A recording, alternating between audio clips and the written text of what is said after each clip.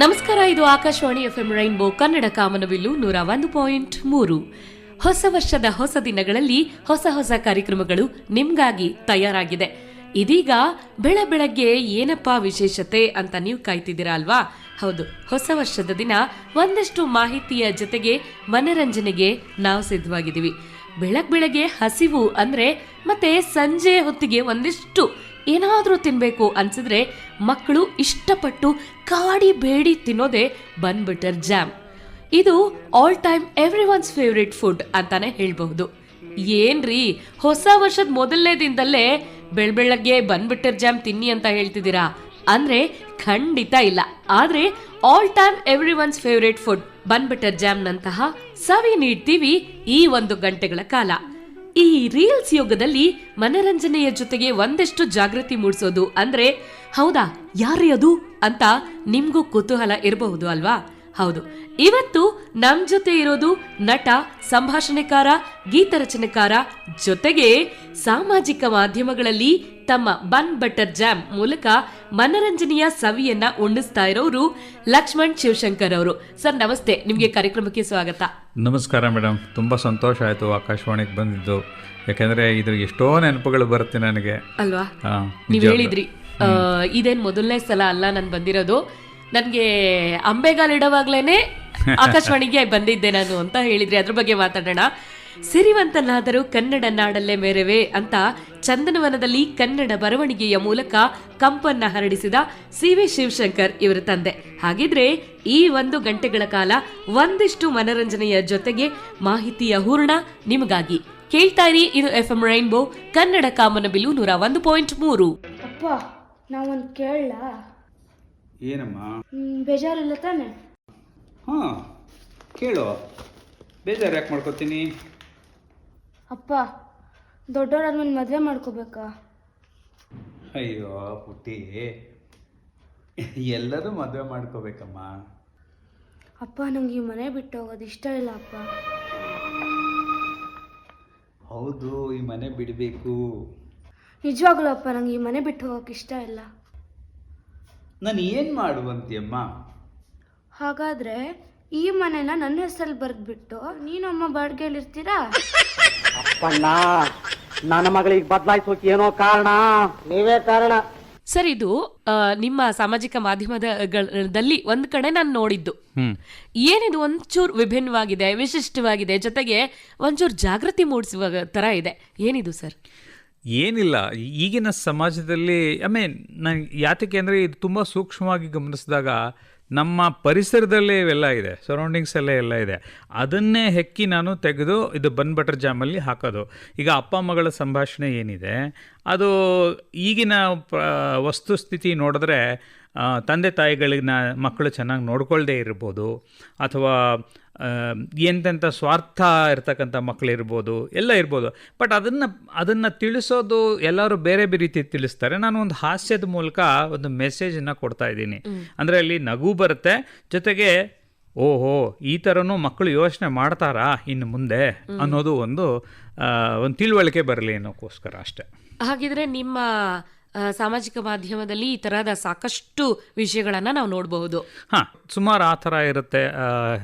ಇನ್ನು ಕೆಲವು ಸಲ ಎಲ್ಲೆಲ್ಲೋ ಒಂದು ಘಟನೆ ನಡೆಯುತ್ತೆ, ಆ ಘಟನೆ ನೋಡಿದ ತಕ್ಷಣ ತಲೆಗೆ ಜ್ಞಾಪಕಕ್ಕೆ ಬಂದ್ಬಿಡುತ್ತೆ, ಹೌದಪ್ಪ ಇದನ್ನು ಯಾವ ರೀತಿ ನಾವು ಕನ್ವರ್ಟ್ ಮಾಡ್ಬೋದು ಒಂದು ತಮಾಷೆಯಾಗಿ ಅಂತ. ಸೊ ಹಾಗಾಗಿ ಬನ್ ಬಟರ್ ಜಾಮ್ ಅನ್ನೋದು ಒಂದು ಹೆಸರಿಟ್ಕೊಂಡು, ನಾನು ಕೇಕ್ ತುಂಬ ಕಾಸ್ಟ್ಲಿ ಅಲ್ವಾ, ಅದಕ್ಕೋಸ್ಕರ ಬನ್ ಬಟರ್ ಜಾಮ್ ಅಟ್ಲೀಸ್ಟ್ ಎಲ್ಲರಿಗೂ ಎಟ್ಗತ್ತೆ ತಿನ್ಲಿ ಅನ್ನೋಕ್ಕೋಸ್ಕರ ನಾನು ಒಂಥರ ಬಟರ್ ಅಂದ್ರೆ ಒಂಥರ ಮೃದುತನ, ಅದು ಮೃದುತನಕ್ಕೆ ಹೆಸರಾಗಿರೋದು ಬೆಣ್ಣೆ. ಜೊತೆಗೆ ಜಾಮ್ ಅಂದ ತಕ್ಷಣ ಅದರ ಸವಿ ಯಾರಿಗ್ ಬೇಡ ಅನ್ಸುತ್ತೆ, ಎಲ್ಲಾ ಹಣ್ಣುಗಳ ಮಿಶ್ರಣ ಅದು ಅಂತ ಅನ್ಸುತ್ತೆ. ಈ ಹೆಸರು ಬಗ್ಗೆ ಒಂಚೂರು ಯೋಚನೆ ಮಾಡುವಾಗ ಹೆಂಗ್ ಬಂತು ಈ ಹೆಸರಿನ ಥಾಟ್ ನಿಮ್ಗೆ? ಒಂದು ನಾನು ಮಾಡ್ತಕ್ಕಂಥ ಒಂದು ಕಾಂಟೆಂಟ್ ಏನಿದೆ ಅದು ಕಾಮನ್ ಮ್ಯಾನ್ಗೆ ರೀಚ್ ಆಗಬೇಕು. ಕರೆಕ್ಟ್. ಸೊ ಕಾಮನ್ ಮ್ಯಾನ್ ಅಂತ ನೋಡಿದಾಗ ಒಬ್ಬ ಕೂಲಿ ಕೆಲಸ ಮಾಡೋನು ಕೂಡ ಒಂದು ಟೀ ಬಂದಿದ್ರೆ ಒಂದು ಜೀವನ ನಡೆಸ್ತಾನೆ. ಕರೆಕ್ಟ್ ಅಲ್ವಾ? ಟೀ ಬಂದಿದ್ರೆ ಸಾಕು. ಇವತ್ತಿಗೂ ಅಷ್ಟೇ ಟೀ ಬನ್ ತಿನ್ಕೊಂಡು ಎಷ್ಟೋ ಜನ ಇದ್ದಾರೆ. ಅದೇ ರೀತಿ ಸ್ವಲ್ಪ ಲಕ್ಸುರಿ ಬರೋದೇನು ಅಂದರೆ ಟೀ ಬನ್ ಜೊತೆಗೆ ಬಟರು ಜಾಮು. ನೀವು ಮಕ್ಕಳು, ಶಾಲಾ ಮಕ್ಕಳು ನೋಡ್ಬೋದು, ತುಂಬ ಎಲ್ಲರಿಗೂ ಅದು ಬನ್ ಬಟರ್ ಜಾಮ್. ಸೊ ನನಗೆ ಅನ್ನಿಸ್ತು ಈ ಬನ್ ಬಟರ್ ಜಾಮ್ ಅನ್ನೋದು ಹೆಸರು ಚೆನ್ನಾಗಿದೆ, ಬಾಯಿಲ್ ಬರೋಕ್ಕೆ ಚೆನ್ನಾಗಿದೆ. ಜೊತೆಗೆ ಇದು ನಾನೇ ಟೆಕ್ನಾಲಜಿ ಫೀಲ್ಡಲ್ಲಿ ಇದ್ದರೂ ಕೂಡ ಟೆಕ್ನಿಕಲ್ ಬಗ್ಗೆ ಮಾಡ್ತಕ್ಕಂಥವ್ರು ತುಂಬ ಜನ ಇದ್ದಾರೆ ಕಾಂಟೆಂಟ್. ನಾನು ಏನು ಮಾಡಿದೆ, ಎಲ್ಲ ರೀತಿ ಲೋಕಲ್ ಆಗಿರಲಿ, ತುಂಬ ಜನಸಾಮಾನ್ಯರಿಗೆ ರೀಚ್ ಆಗಲಿ ಅನ್ನೋದಕ್ಕೋಸ್ಕರ ಈ ಹೆಸರು ಕೂಡ ಅದನ್ನೇ ಚೂಸ್ ಮಾಡಿಕೊಂಡೆ. ಓಕೆ, ಈ ರೀಲ್ಸ್ ಎಲ್ಲ ನೀವು ಹೇಳ್ತಾ ಇದ್ರಿ ಆವಾಗಲಿಂದ ಸಾಕಷ್ಟು ಮನೋರಂಜನೆ ಜೊತೆಗೆ ಒಂದಿಷ್ಟು ಜಾಗೃತಿ ಮೂಡಿಸುವಂಥ ಕೆಲಸಗಳನ್ನು ಮಾಡಬೇಕು ಅನ್ನೋದೇ ಆಸೆ ಅಂತ. ಹೇಗೆ ಈ ಯೋಚನೆಗಳು ಬರುತ್ತೆ, ಇದನ್ನು ಮಾಡಬಹುದು ಅಂತ ಹೆಂಗೆ ಅನಿಸುತ್ತೆ ನಿಮಗೆ? ಇದು ಹೆಂಗೆ ಅನ್ಸುತ್ತೆ ಅಂತ ನನಗೂ ಗೊತ್ತಿಲ್ಲ ಇನ್ಫ್ಯಾಕ್ಟ್. ಆ್ಯಕ್ಚುಲಿ ಇವಾಗ ನೀವು ಮಾತಾಡ್ತಾ ಇದ್ದೀರಾ, ಈಗ ಒಂದು ಐಡಿಯಾ ಬಂದ್ಬಿಡುತ್ತೆ, ಏನೋ ಒಂದು ಐಡಿಯಾ ಬಂದ್ಬಿಡ್ತಾ, ಇದು ಹೊಳಿತಲ್ಲ, ಇದು ಮಾಡಿಬಿಡೋಣ ಅಂತ. ಆವಾಗ ನಾನೇನು ಮಾಡ್ತೀನಿ, ನಮ್ಮ ತಂಡದವ್ರಿಗೆ ನಾನು ಯಾರೋ ಒಬ್ಬರನ್ನ ಆಯ್ಕೆ ಮಾಡ್ಕೋತೀನಿ. ಆ ತಂಡದವ್ರನ್ನ ಆಯ್ಕೆ ಮಾಡಿಕೊಂಡು ಇದು ಚೆನ್ನಾಗಿದೆ ಅಲ್ವಾ ಅಂತೀನಿ. ಕೆಲವು ಸಲ ಗೆಸ್ಟಾಗಿ ಕೆಲವ್ರನ್ನ ರಿಕ್ವೆಸ್ಟ್ ಮಾಡ್ಕೋತೀನಿ, ಬನ್ನಿ ದಯವಿಟ್ಟು ನನ್ನ ಇದರಲ್ಲಿ ಭಾಗವಹಿಸಿ ಅಂತ. ಇನ್ನು ಕೆಲವರು ಅವರೇ ಬಂದ, ಇಲ್ಲ ನಾನು ನಿಮ್ಮ ಜೊತೆ ಮಾಡಬೇಕು ಅಂತಾರೆ. ಆಮೇಲೆ ಇದಕ್ಕೆ ಖರ್ಚಿಲ್ಲ ಅಂದರೆ ನಾವು ಅಷ್ಟೊಂದು ಸಮಯನ ವೇಸ್ಟ್ ಮಾಡೋದಿಲ್ಲ ಯಾರಿಗೂ. ಈ ಬಹಳಷ್ಟು ಒಂದು ಅರ್ಧ ಮುಕ್ಕಾಲು ಗಂಟೆ ಒಳಗೆ ಅದನ್ನೆಲ್ಲ ನಾವು ಚಿತ್ರೀಕರಿಸ್ಬಿಡ್ತೀವಿ. ಅಂದರೆ ಮುಂಚೆನೇ ಥಾಟ್, ಅಂದರೆ ಹೇಳ್ತಾರಲ್ಲ, ಮರ ಕಡಿಬೇಕಾದ್ರೆ ಅರ್ಧ ಗಂಟೆ ಕೊಟ್ಟರೆ 20 ನಿಮಿಷ ಕೊಡ್ಲಿ ಶಾರ್ಪ್ ಮಾಡಿ ಇಟ್ಕೊ ಅಂತ, 10 ನಿಮಿಷದಲ್ಲಿ ಮರ ಕಡಿ ಅಂತಾರೆ. ಅದೊಂದು ಗಾದೆ ಇದೆ. ಆ ರೀತಿ ನಾವು ನಮ್ಮ ಕಂಟೆಂಟ್ನ ಶಾರ್ಪಾಗಿ ಇಟ್ಕೊಂಡ್ಬಿಟ್ರೆ ನಮ್ಗೆ 10-15 ನಿಮಿಷದಲ್ಲಿ ನಾವು ಮುಗಿಸ್ಬಿಡ್ತೀನಿ, ಯಾಕಂದರೆ ಎಲ್ಲರಿಗೂ ಸಮಯ ಇರಲ್ಲ. ಅದಕ್ಕೋಸ್ಕರ ನಾನು ಈ ಥರ ಮಾಡ್ತೀನಿ. ನನ್ನ ತಂಡ ಬಹಳ ಚೆನ್ನಾಗಿದೆ, ಇವಾಗ ತುಂಬ ಇದಾಗಿದೆ. ನನ್ನ ತಂಡದ ಹೆಸರು, ತಂಡದ ಜೊತೆಲಿ ಕೆಲಸ ಮಾಡ್ತಿದ್ದೀರಾ? ಹೌದು, ತಂಡದ ಹೆಸರನ್ನ ಹೇಳಬೇಕು. ಪಾಪ ಅವರೆಲ್ಲ ನಮಗೆ ಜೊತೆಗೆ ಸಹಾಯ ಮಾಡ್ತಾ ಇದ್ದಾರೆ. ನಮಗೆ ಸಂದೀಪ್ ಭಟ್ ಇದ್ದಾರೆ. ಸಂದೀಪ್ ಭಟ್ ಅವರು ಹೇಳಿದ ತಕ್ಷಣ ಪಾಪ ಬರ್ತಾರೆ ಅವರು. ಸಂದೀಪ್ ಭಟ್ಟು, ನನ್ನ ಹೆಂಡತಿ ಉಷಾ ಲಕ್ಷ್ಮಣ್ಣು, ಮಗಳು ತ್ರಿಧಾರ ಭಾರದ್ವಾಜ್, ಸಂಹಿತಾ ಭಾರದ್ವಾಜ್ ಇನ್ನೊಬ್ಳಿದ್ದಾಳೆ, ಆಮೇಲೆ ರವಿ ಅಂಬಾಳೆ ಇದ್ದಾರೆ, ಆಮೇಲೆ ನೇತ್ರಾವತಿ ಮೇಡಮ್ ಇದ್ದಾರೆ, ಬಸವರಾಜ್ ಇದ್ದಾರೆ, ಆಮೇಲೆ ಕಿರಣ್ ವಟಿ ಇದ್ದಾರೆ, ಇವರು ಶಮೀಕ್ ಭಾರದ್ವಾಜ್ ಇದ್ದಾನೆ, ಆಮೇಲೆ ಪ್ರದೀಪ್ ಇದ್ದಾರೆ, ಆಮೇಲೆ ಕಾಂತಿ ಅಂತ ಒಬ್ರು ಇದ್ದಾರೆ. ಹೀಗೆ ಸುಮಾರು ಇದ್ದಾರೆ. ಆಮೇಲೆ ಅಖಿಲ ಅಂತ, ನಿಮಗೆ ಒಬ್ರು ಕನ್ನಡ ಆರ್ಟಿಸ್ಟು, ಹಿಂದೆ ಮಾಡೋರು, ಇವಾಗ ಅವರು ಆಸ್ಟ್ರೇಲಿಯಾದಲ್ಲಿ ಸೆಟ್ಲ್ ಆಗಿದ್ರು. ಅವರು ಕೂಡ ಬಂದಿದ್ರು ಒಂದು ಶೂಟಿಂಗ್ಗೆ. ಅವ್ನು ರಿಕ್ವೆಸ್ಟ್ ಮಾಡಿಕೊಂಡೆ. ಈಗ ತುಂಬ ವೈರಲ್ ಆಗಿದೆ ಅದು ಕೂಡ. ಅವರು ಕೂಡ ನಮ್ಮ ಜೊತೆ ಮಾಡಿದ್ದಾರೆ. ನನಗೆ ಒಂದು ಅನಿಸ್ತಿರೋದೇನೆಂದರೆ, ಇಷ್ಟೊಂದು ಜನ ಒಂದು ತಂಡನ ಕಟ್ಕೊಂಡು ಇಷ್ಟೆಲ್ಲ ಕೆಲಸ ಮಾಡ್ತಿದ್ದೀರಲ್ವ ನೀವು, ಮುಂದೆ ಏನಾದರೂ ಒಂದು ಪಾಡ್ಕಾಸ್ಟ್ನ ಶುರು ಮಾಡಬೇಕು ಅಂತ ಆ ಥರದ ಯೋಚನೆಗಳೇನಾದರೂ ಇದೆಯಾ? ಯಾಕಂದರೆ ಇವತ್ತು ಸಾಮಾಜಿಕ ಮಾಧ್ಯಮ ತುಂಬ ವೇಗದಲ್ಲಿ ಬೆಳೀತಾ ಇದೆ. ಸೊ ಪಾಡ್ಕಾಸ್ಟ್ ಮಾಡಬೇಕು ಅಂತ ಏನಾದರೂ ನನ್ನ ಮನದಾಳದ ಮಾತನ್ನ ನೀವು ಹೇಳಿದ್ರಿ.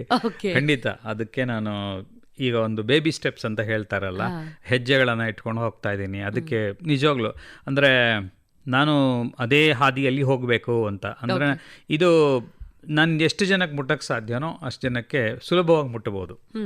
ಅದಕ್ಕೋಸ್ಕರ ಈ ಯೋಜನೆ ಇದೆ.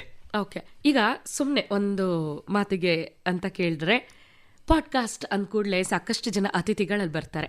ಯಾರ್ಯಾರು ಅಂತ ಒಂದು ಯೋಚನೆ ಇರುತ್ತೆ ನಿಮಗೆ. ನಿಮ್ಮ ಮೊದಲ ಅತಿಥಿಯಾಗಿ ಬರಬೇಕು ಅಂದರೆ ಯಾರನ್ನ ಆಯ್ಕೆ ಮಾಡ್ಕೊಳ್ತೀರಾ? ನಿಮ್ಮ ಲಿಸ್ಟ್ ಒಂದು ಚೂರು ನಮಗೆ ಹೇಳೋದಾದರೆ. ನಾನು ಜನಸಾಮಾನ್ಯರನ್ನ ತಗೋತೀನಿ. ಯಾಕೆಂದರೆ ಶಂಕರ್ನಾಗ್ ಅವ್ರದ್ದು ಒಂದು ಕಾರ್ಯಕ್ರಮ ಬರ್ತಾ ಇತ್ತು, ಜನಸಾಮಾನ್ಯರನ್ನ ಸಂದರ್ಶನ ಮಾಡೋದು. ನಾನು ಅವ್ರನ್ನ ಹಾಸ್ಯವಾಗಿ ಸಂದರ್ಶನ ಮಾಡಬೇಕು ಅಂತ ನನ್ನ ಮನಸ್ಸಿನಲ್ಲಿ. ಯಾಕಂದರೆ ಅವರೇ ಸೆಲೆಬ್ರಿಟಿಗಳು. ಆ ರೀತಿ ನಾನು ಆ ಜನಸಾಮಾನ್ಯರನ್ನು ರೀಚ್ ಮಾಡೋಣ. ಇವಾಗ ಯಾರೋ ಒಬ್ಬ ಅಲ್ಲಿ ಎಳ್ನೀರು ಮಾಡ್ತಿರೋರು ಇರ್ಬೋದು. ಆ ಎಳ್ನೀರು ಮಾಡ್ತಿರೋನ್ ಕರ್ಕೊಂಬಂದು ನಾನು ಕೂರ್ಸ್ಕೊಂಡು ಪಾಡ್ಕಾಸ್ಟ್ ಮಾಡ್ತೀನಿ. ಯಾಕೆ ಮಾಡಬಾರ್ದು? ಜೀವನ ಅನ್ನೋದು ಅದು ಅನುಭವ. ಅದವನು ನಮಗೆ ಕಾಣೋದು ಬರೀ ಅವನು ಎಳ್ನೀರು ಮಾರ್ತಾ ಇದ್ದಾನೆ ಅಂತ. ಅವನಿಂದ ಒಂದು ಕಥೆ ಇರ್ಬೋದು, ಅವನ ಸಾಧನೆ ಇರ್ಬೋದು, ನಮಗೆ ಗೊತ್ತಿಲ್ಲ. ಅದನ್ನ ಹುಡುಕಿ ಅವ್ರನ್ನ ಕರ್ಕೊಂಬರೋಣ ಅನ್ನೋದು ಒಂದು ತಲೆಯಲ್ಲಿದೆ. ಓಕೆ ಓಕೆ, ಜನಸಾಮಾನ್ಯರನ್ನ. ಸೊ ಜನಸಾಮಾನ್ಯರಿಗೋಸ್ಕರ ಜನಸಾಮಾನ್ಯರಿಂದಲೇ ಆಗುವಂತಹ ಪಾಡ್ಕಾಸ್ಟ್ ಅಂತ ನಿಮ್ಮ. ಹೌದು, ಯಾಕಂದ್ರೆ ನಾವು ಸಮಾಜದಲ್ಲಿ ಇರೋದ್ರಿಂದ ನಾವು ಯಾರನ್ನೂ ಬಿಡಕ್ಕಾಗಲ್ಲ. ಕರೆಕ್ಟ್. ನಾವು ಆಯ್ಕೆ ಮಾಡಿಕೊಂಡು ಇಂಥವ್ರನ್ನೇ ನಾವು ಎಲ್ಲ ಸಾಧನೆ ಮಾಡಿರೋರಿಗೆ ಸುಮಾರು ಅವಕಾಶಗಳಿದೆ. ಪಾಡ್ಕಾಸ್ಟ್ ಸುಮಾರಿದೆ. ಸಾಧನೆ ಮಾಡಿರೋರಿಗೆ ಸುಮಾರು ಅವಕಾಶಗಳು ಸಿಗುತ್ತೆ. ಯಾಕೆ ಪಾಪ ಸಾಧನೆ ಅಂದರೆ ಅವ್ರೇನೋ ಒಂದು ಸಾಧನೆ ಮಾಡಿರ್ತಾರೆ ಜೀವನದಲ್ಲಿ, ಅದನ್ನ ಬೆಳಕಿಗೆ ತಗೊಂಬರೋಣ ಅನ್ನೋ ಒಂದು ಥಾಟ್ ಇದೆ. ಇದು ಆಕಾಶವಾಣಿ FM ರೈನ್ಬೋ ಕನ್ನಡ ಕಾಮನಬಿಲ್ಲು 101.3. ಇವತ್ತು ನಮ್ಮ ಜೊತೆಯಾಗಿರೋದು ಲಕ್ಷ್ಮಣ್ ಶಿವಶಂಕರ್ ಅವರು. ಸಾಕಷ್ಟು ಮಾತುಕತೆ ನಡೀತಾ ಇದೆ ಲಕ್ಷ್ಮಣ್ ಶಿವಶಂಕರ್ ಅವ್ರ ಜೊತೆಲಿ. ಹೊಸ ವರ್ಷದ ಹಾದಿಯಲ್ಲಿ ಇನ್ನೇನು ಹೊಸ ವರ್ಷಕ್ಕೆ ಹೆಜ್ಜೆ ಇಟ್ಟಿದ್ದೀವಿ ನಾವು. ಏನೇನೆಲ್ಲ ವಿಶಿಷ್ಟವಾದ ಕೆಲಸಗಳನ್ನು ನೀವು ಮಾಡ್ತೀರಾ ಅನ್ನೋದನ್ನ ಕೂಡ ನಮ್ಮ ಜೊತೆಲಿ ಹಂಚ್ಕೊಳ್ಳೋಣ ಸರ್. ಈ ಹಾಡಿನ ನಂತರ ಮತ್ತೆ ವಾಪಸ್ ಆಗ್ತೀವಿ. ಕೇಳ್ತಾ ಇರಿ, ಇದು FM ರೈನ್ಬೋ ಕನ್ನಡ ಕಾಮನಬಿಲ್ಲು 101.3. ನಿಮ್ ಜೊತೆಲಿ ನಾನು ಮಧು ಚೈತ್ರ, ನಮ್ ಜೊತೆಯಾಗಿರೋದು ಲಕ್ಷ್ಮಣ್ ಶಿವಶಂಕರ್ ಅವರು. ಇದು FM ರೈನ್ಬೋ ಕನ್ನಡ ಕಾಮನಬಿಲ್ಲು 101.3. ಹೊಸ ವರ್ಷದ ಹೊಸ ಹಾದಿಯಲ್ಲಿ ಹೊಸ ಹೊಸ ಗೆಳೆತನಗಳು ಜೊತೆಗೆ ಹೊಸ ಹೊಸ ಅತಿಥಿಗಳು ನಮ್ಮ ಜೊತೆಯಾಗ್ತಾ ಇದ್ದಾರೆ. ಇವತ್ತು ನಮ್ಮೊಂದಿಗಿರೋದು ನಟ, ಸಂಭಾಷಣೆಕಾರ, ಗೀತರಚನೆಕಾರ, ಸಾಮಾಜಿಕ ಮಾಧ್ಯಮಗಳಲ್ಲಿ ತಮ್ಮ ರೀಲ್ಸ್ಗಳ ಮೂಲಕ ಮನರಂಜನೆಯ ಸವಿಯನ್ನ ಉಣಿಸ್ತಾ ಇರೋರು ಲಕ್ಷ್ಮಣ್ ಶಿವಶಂಕರ್ ಅವರು. ಸರ್, ನಿಮ್ಗೆ ಮತ್ತೊಮ್ಮೆ ಕಾರ್ಯಕ್ರಮಕ್ಕೆ ಸ್ವಾಗತ. Thank you madam. ನೀವು ಅವಾಗ್ಲೇ ಮಾತಾಡ್ತಾ ಹೇಳ್ತಾ ಇದ್ರಿ, ನಾನು ಅಂಬೆಗಾಲಿಡಕ್ ಶುರು ಮಾಡಿದಾಗ್ಲೇನೆ ಆಕಾಶವಾಣಿಗೆ ಬಂದ್ಬಿಟ್ಟೆ ಅಂತ. ನಿಮ್ಮ ಬಾಲ್ಯದ ಬಗ್ಗೆ ಒಂದು ಚೂರು ಮಾತಾಡೋದಾದ್ರೆ? ಬಾಲ್ಯ ಎಲ್ಲರಂತೆ ಸಾಮಾನ್ಯವಾಗಿತ್ತು. ಆದರೆ ಒಂದು ವಿಶೇಷತೆ ಏನಿತ್ತು ಅಂದರೆ, ನಮ್ಮ ತಂದೆ ಸಾಹಿತಿಗಳಾಗಿದ್ದರು, ನಟನೆ ಮಾಡೋರು, ಆಮೇಲೆ ಚಿತ್ರರಂಗದ ಬಗ್ಗೆ ಅನೇಕ ಒಂದು ಅನುಭವಗಳನ್ನ ಹಂಚ್ಕೋತಾ ಇದ್ರು. ಅದನ್ನು ಕೇಳಿ ಕೇಳಿ ನೋಡಿ ನೋಡಿ ನಮ್ಮಲ್ಲಿ ಅದು ಕಲೆ ಅನ್ನೋದು ಇತ್ತು. ಆಮೇಲೆ ಸ್ಕೂಲ್ಗಳಲ್ಲಿ ಡ್ರಾಮಾ, ಮೋನೋ ಆ್ಯಕ್ಟಿಂಗು, ಮಿಮಿಕ್ರಿ ಮಾಡೋದು. ಮಿಮಿಕ್ರಿ ಮಾಡೋದು ಕಲ್ತಿದ್ದೆ ನಮ್ಮ ಟೀಚರ್ ಅವ್ರಿವ್ರನ್ನ ಅನುಕರಣೆ ಮಾಡಿ. ಯಾಕೆಂದರೆ ಟೀಚರ್ಗಳನ್ನ ಅನುಕರಣೆ ಮಾಡೋದು ನನಗೆ ಅದೇನೋ ಅವಾಗಿಂದ ಸ್ವಲ್ಪ ಹುಚ್ಚು ಅದು. ಹಾಗೆ ಕಾಲೇಜ್ ದಿನಗಳಲ್ಲಿ ಇದೇ ಕಂಟಿನ್ಯೂ ಆಯಿತು. ಅಲ್ಲಿ ಸುಮಾರು ನಾಟಕ ಅಂದರೆ ದೊಡ್ಡದಾಗಲ್ಲ, ನಮ್ಮದೇ ಒಂದು ಸಣ್ಣದಾಗ ಒಂದು ನಾಟಕ ಮಾಡೋದಾಗಲಿ, ಅದು ಮುಗಿಸ್ಕೊಂಡು ಹೀಗೆ ಕೆಲಸಕ್ಕೆ ಸೇರಿದಾಗ ಅದೊಂದು ಅನುಭವ. ಆ ಅನುಭವನ ಬಳಸ್ಕೊಂಡು ವಿದೇಶಗಳು ಪ್ರಯಾಣ ಮಾಡಿ. ಅಲ್ಲಿ ಮುಂದೆ ಹೋಗಕ್ ಮೊದಲು ನೀವು ಹೇಳ್ತಾ ಇದ್ರಿ, ಸಣ್ಣ ಹುಡುಗ ಇದ್ದಾಗ್ಲೇನೆ ಡ್ರಾಮಾಗಳಲ್ಲಿ ಎಲ್ಲ ಪಾರ್ಟಿಸಿಪೇಟ್ ಮಾಡ್ತಿದ್ರಿ ಅಂತ. ನನಗೆ ಅಲ್ಲಿ ಕಾಡಿದ ಒಂದು ಪ್ರಶ್ನೆ ಅಂದರೆ, ಸಾಮಾನ್ಯ ಅಪ್ಪ ಅಮ್ಮ ಸೆಲೆಬ್ರಿಟಿ ಆದರೆ ನಿಮ್ಮ ತಾಯಿ ಕೂಡ ಟೀಚರ್ ಅಂತ ಹೇಳಿದ್ರಿ, ಮ್ಯೂಸಿಕ್ ಟೀಚರ್ ಅಂತ ಹೇಳಿದ್ರಿ. ಬ್ಯುಸಿ ಲೈಫ್ ಇರುತ್ತೆ ಅಲ್ಲಿ, ನಿಮ್ಗೆ ಹೇಳ್ಕೊಡ್ತಿದ್ರ ಅವರೆಲ್ಲ ಕೂತ್ಕೊಂಡು? ಇಲ್ಲ, ನಾನು ಅದೇ ಹೇಳ್ತಿರೋದು, ಅವರ ನಡವಳಿಕೆನೇ ನಮಗೆ ತಿಳುವಳಿಕೆ ಅಂತ. Okay okay. ಯಾಕಂದರೆ ಅವ್ರು ಹೇಗೆ ಏನು ನಡ್ಕೋತಾ ಇದ್ರು ಅದನ್ನು ನಾವು ನೋಡಿ ತಿಳ್ಕೊತಾ ಇದ್ವಿ. ಅದನ್ನೇ ಇವಾಗ ಸಂಗೀತ ಆಗಲಿ, ಇವಾಗ ನಮ್ಮ ಮನೆಯಲ್ಲಿ ಸಂಗೀತ ನಮ್ಮ ತಾಯಿ ಹೇಳ್ಕೊಡೋರು ನಾನು ಕಲಿತಾ ಇರಲಿಲ್ಲ, ಆದರೆ ಅದು ಕಿವಿಲೆಲ್ಲೋ ಬೀಳೋದು. ಅದನ್ನೇ ಬಳಸಿ ಮೊನ್ನೆ ಒಂದು ವಿಡಿಯೋ ಮಾಡಿದ್ದೀನಿ ನಾನು, ಬನ್ ಬಟರ್ ಜಾಮ್ ಡಾಟ್ ಲಕ್ಷ್ಮಣ್ ಹೋದರೆ ಇನ್ಸ್ಟಾಗ್ರಾಮಲ್ಲಿ ನೀವು ನೋಡ್ಬೋದು. ಅದು ಮೊನ್ನೆ ಕೂಡ ಅದನ್ನು ಸಂಗೀತದ ಮೇಲೆ ಒಂದು ಮಾಡಿದ್ದೀನಿ.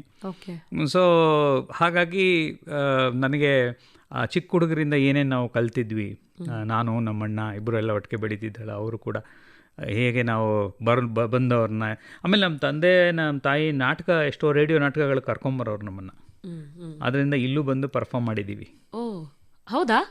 ಹಾಗಿದ್ರೆ ಆ ನೆನಪುಗಳು ಕೂಡ ಸಾಕಷ್ಟಿದೆ. ಯಾಕಂದರೆ ಆಕಾಶವಾಣಿ ಈಗ 90ನೇ ವರ್ಷಕ್ಕೆ ಹೆಜ್ಜೆ ಇಟ್ಟಿದೆ. 90 ವರ್ಷದ ದೂರಿ ವಿಶೇಷತೆಗಳು ಕೂಡ ನಡೀತಾ ಇದೆ. ಈ 90 ವರ್ಷಕ್ಕೆ ನೀವು ಒಂದಷ್ಟು ನೆನಪುಗಳನ್ನು ಹಂಚ್ಕೊಳ್ಳೋದಾದ್ರೆ, ಮತ್ತೆ ಶಿವಶಂಕರ್ ಸರ್ ಆಕಾಶವಾಣಿ ಅಲ್ಲಿ ಅವರ ಹಾಡುಗಳನ್ನ ಕೇಳ್ತಾ ಕೇಳ್ತಾ ಬೆಳೆದವರು ಕೂಡ ಸಾಕಷ್ಟು ಜನ ಇದ್ದಾರೆ. ಅವರ ಆಕಾಶವಾಣಿಯ ನೆಂಟು, ನಿಮ್ಮ ಆಕಾಶವಾಣಿಯ ನೆಂಟು ಹೇಳಿ ಸ್ವಲ್ಪ.